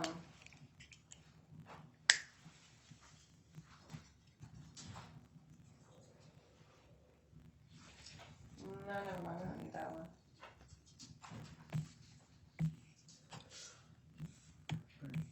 Mr. Minister, position on act and voluntary act? I don't know that it's particularly helpful, but It doesn't include anything. There's already intentional and knowing instruction in there, which requires an intentional act being required. So I'm not sure what act means, bodily movement or voluntary act adds to the instruction. But that's what I'm trying to figure out, and Ms. Hall?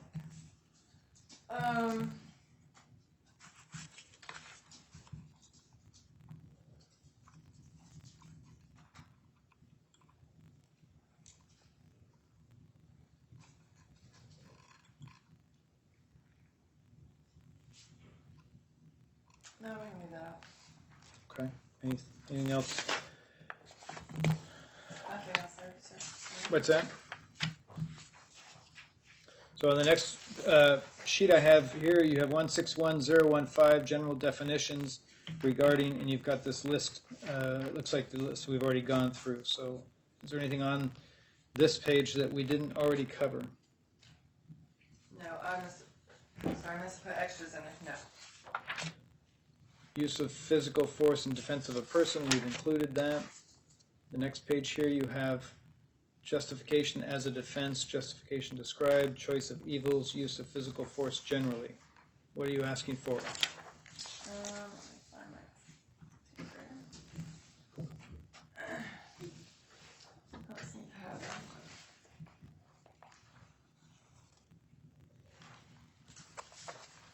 What were those again, Connor? I'm just going over the sheets you submitted to me. Yeah, I'm trying to find the one you're looking at. You've got 161190 justification, 161195 justification described. You've got 161200 choice of evils, 161205 use of physical force generally.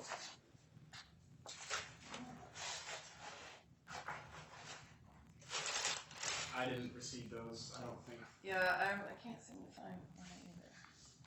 So are you asking for any of those instructions? Could you read them off again and I'll tell you. And I don't think I added them to ours. They're missing. All right, well then I'm not, if that's a mistake, then then I don't need to consider them. You gave me a packet titled Marbury versus Madison. Is there a reason why there's instruction that deals with Marbury versus Madison?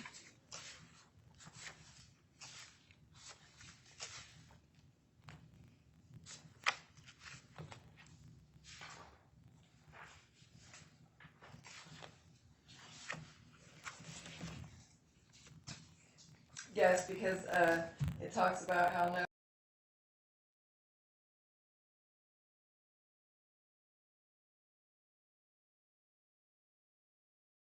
No state law shall abridge the rights, privileges, or immunities of citizens of the United States, nor deprive any citizen of life, liberty, or property without the due process of law, including or equal protection under the law, which means, they'll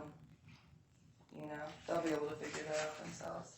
Not being assaulted for not wearing a mask, equal protection by the police officers for All right. upholding to the law and Constitution. All right, so that instruction request is denied. What was that? I'm sorry. That request for that instruction is denied Why? On what grounds, Your Honor? because it's not appropriated for the jury instruction. It doesn't help the jury. It doesn't assist in this case. It's also not an accurate statement of the law as it applies and has been defined through the years. I understand Marbury versus Madison. We all know it very well. It's not an instruction that goes to the jury. Oregon Health Authority, you have Chapter 943. Yes.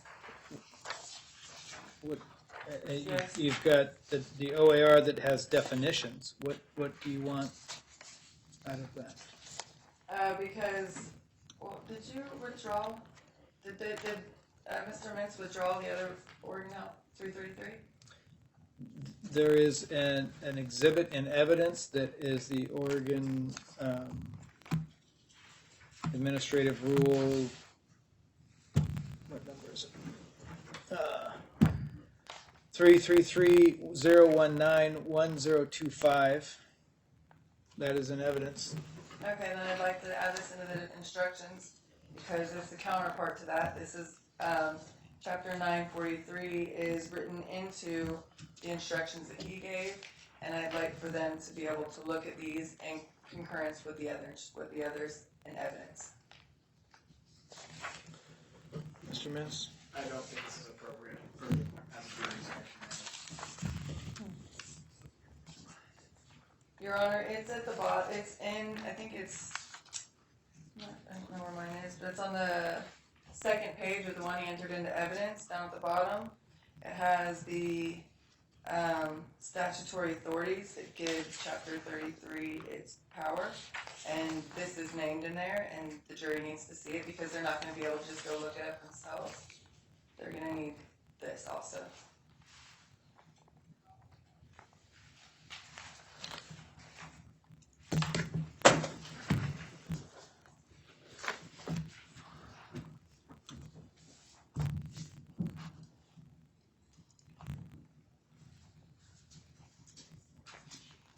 As much about educating the jury as it is about my conviction rather than seeking justice, and I think they'd like to know these things. I'll review this OAR and make a ruling on that one. We've also asked for 333-019-1025. Or no, hang on, that's the one I already have. Never mind. And then last you have State v. Sandoval in your packet, which is a copy of the case. What do you want from this case? Giving me a case doesn't tell me what exactly you're asking for. Is it one I just? Is it one I just wrote down? I don't know. Oh. Hold on, I'll tell you.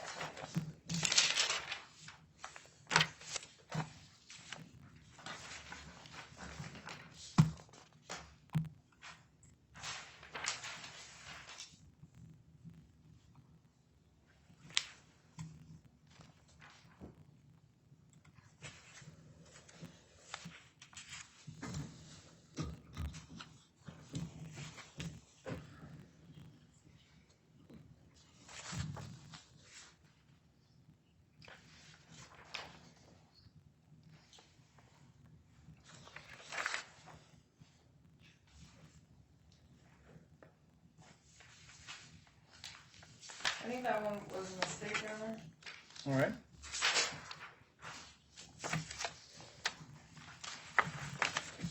That is the entirety of the packet you gave me. So I've ruled on some of this, and I will review the OAR 0005. And I will review the 6 or 6 59A statutes and evaluate them in accordance with instructions for this trial.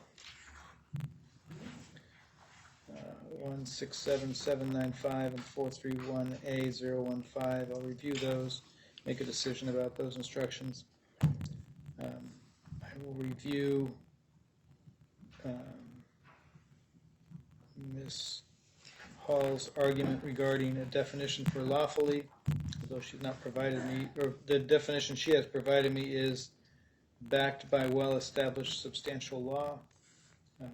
City codes, ORS, LRAs, Oregon Constitution, the Constitution of the United States, you know, Bill of Rights, those laws, well-established laws. And then I will evaluate including dangerous weapon and deadly weapon and physical injury and serious physical injury and determine that instruction. Back to the state versus Sandoval, I was wrong. It wasn't a mistake. There was just a paper in the middle. This one talks about how there is no duty to retreat in Oregon law.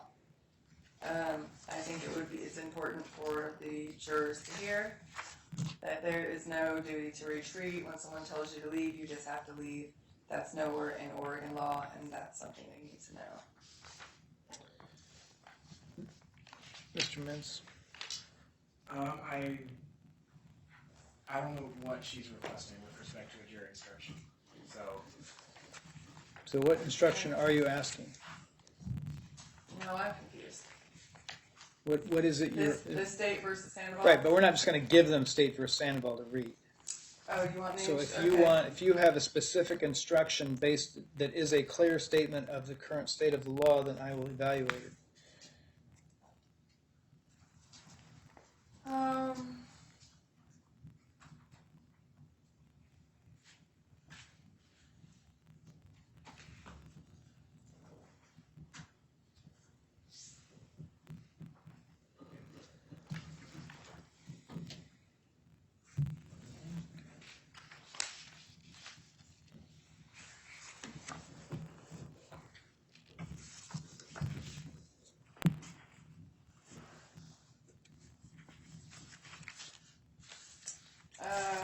Down here in the middle it says, neither are we persuaded that a duty to retreat may be derived from the requirement in ORS 161209.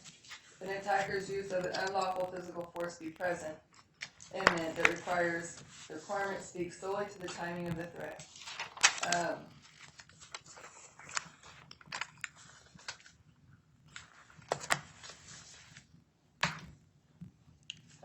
In short, nothing in the wording of ORS 161219 itself, or in its broader counterpart, ORS 161209, suggests that a person who reasonably believes that another person is about to use deadly physical force against them must calculate whether it's possible to retreat from that threat before they use physical force in self-defense. All right. So I will look at that and evaluate that. I will tell you that there is not a uniform jury instruction regarding duty to retreat, and that's because the general consensus is that there is not a clear statement of the law of what, if any, law there is on that. Sandoval does state that there is not a duty to retreat. However, that is not a clear statement on what the law is regarding self-defense. Self-defense itself, instruction, does clearly state the law. And so I'm not inclined to give that instruction, but I will read Sandoval again and review it again and evaluate that phrase that you have asked for. Yeah, duty to retreat is important because there is no duty to retreat in Oregon. The Oregon Supreme Court has already upheld that. So that needs to be added into the instructions so that they don't think that there's a law somewhere that says there's a duty to retreat, like Deidre Sturr believes. I understand your arguments. Thank you. All right. I will finalize these instructions, and my staff will email them to both of you on Monday. You will be able, my rulings and decisions on the arguments that have been made will be clear because the instructions will either be in the final instructions or they will not be in the final instructions. Prior to starting the trial on Tuesday, I will ask that the parties be here by 9 so that we can discuss jury instructions. and not really go back and re-argue them. But if there's any questions, clarifications, or corrections that we need to deal with, we can deal with that at that time. Let me just check one thing before I tell you to be here at 9. Did you go over the rest of this one, or? Just a moment. Okay. Yeah, Yeah. Your Honor, I just want to note, I wish I could provide a more thorough response on some of these issues, but I just can't read all this information in this amount of time. If you want to file some written response to any of these requests by noon on Monday, I don't anticipate that, but thank you, Your Honor. I'm not able to object if you guys sit with me out there. How's this gonna work out? written responses, you can file your own written response, but he just said he's not going to do that, so I'm not going to. Thank you, Your Honor, that's understood. All right. Anything else before we recess for the weekend? No, sir. All right. So 9 o'clock here. I have one case that starts at 8:30 on Tuesday morning. That hopefully should get finished fairly quickly, and then we'll deal with jury instructions so we can get started with the trial at 9:30. That's all the way that will work is that we will bring the jury in. I will read the instructions, and once the instructions are read, arguments will begin. That means Mr. Mintz will go first, and he will argue his case. And when he's done, you will argue, and then when you're done, he will have rebuttal. As I mentioned earlier throughout this trial and during your testimony, this is not a time for you to preach your beliefs to the jury. This is a time to argue the evidence in the case and how it applies to the law. It is not meant for you to go on endlessly about your political positions. This is not a political case. This is not a case about politics. No, it's very much about So politics, sir. I'm not asking for a response. I'm just this- clarifying. I'm not Your asking. opinion isn't correct on this matter. Well, it's my courtroom, and I'm telling you that this is not, a closing argument is not a time for you to talk about all of your beliefs or what you think is right or wrong. It is time for you to argue how the facts apply to the law. Right. Period. Which is about. Ma'am, right and wrong. I'm not asking for a response. I'm telling you.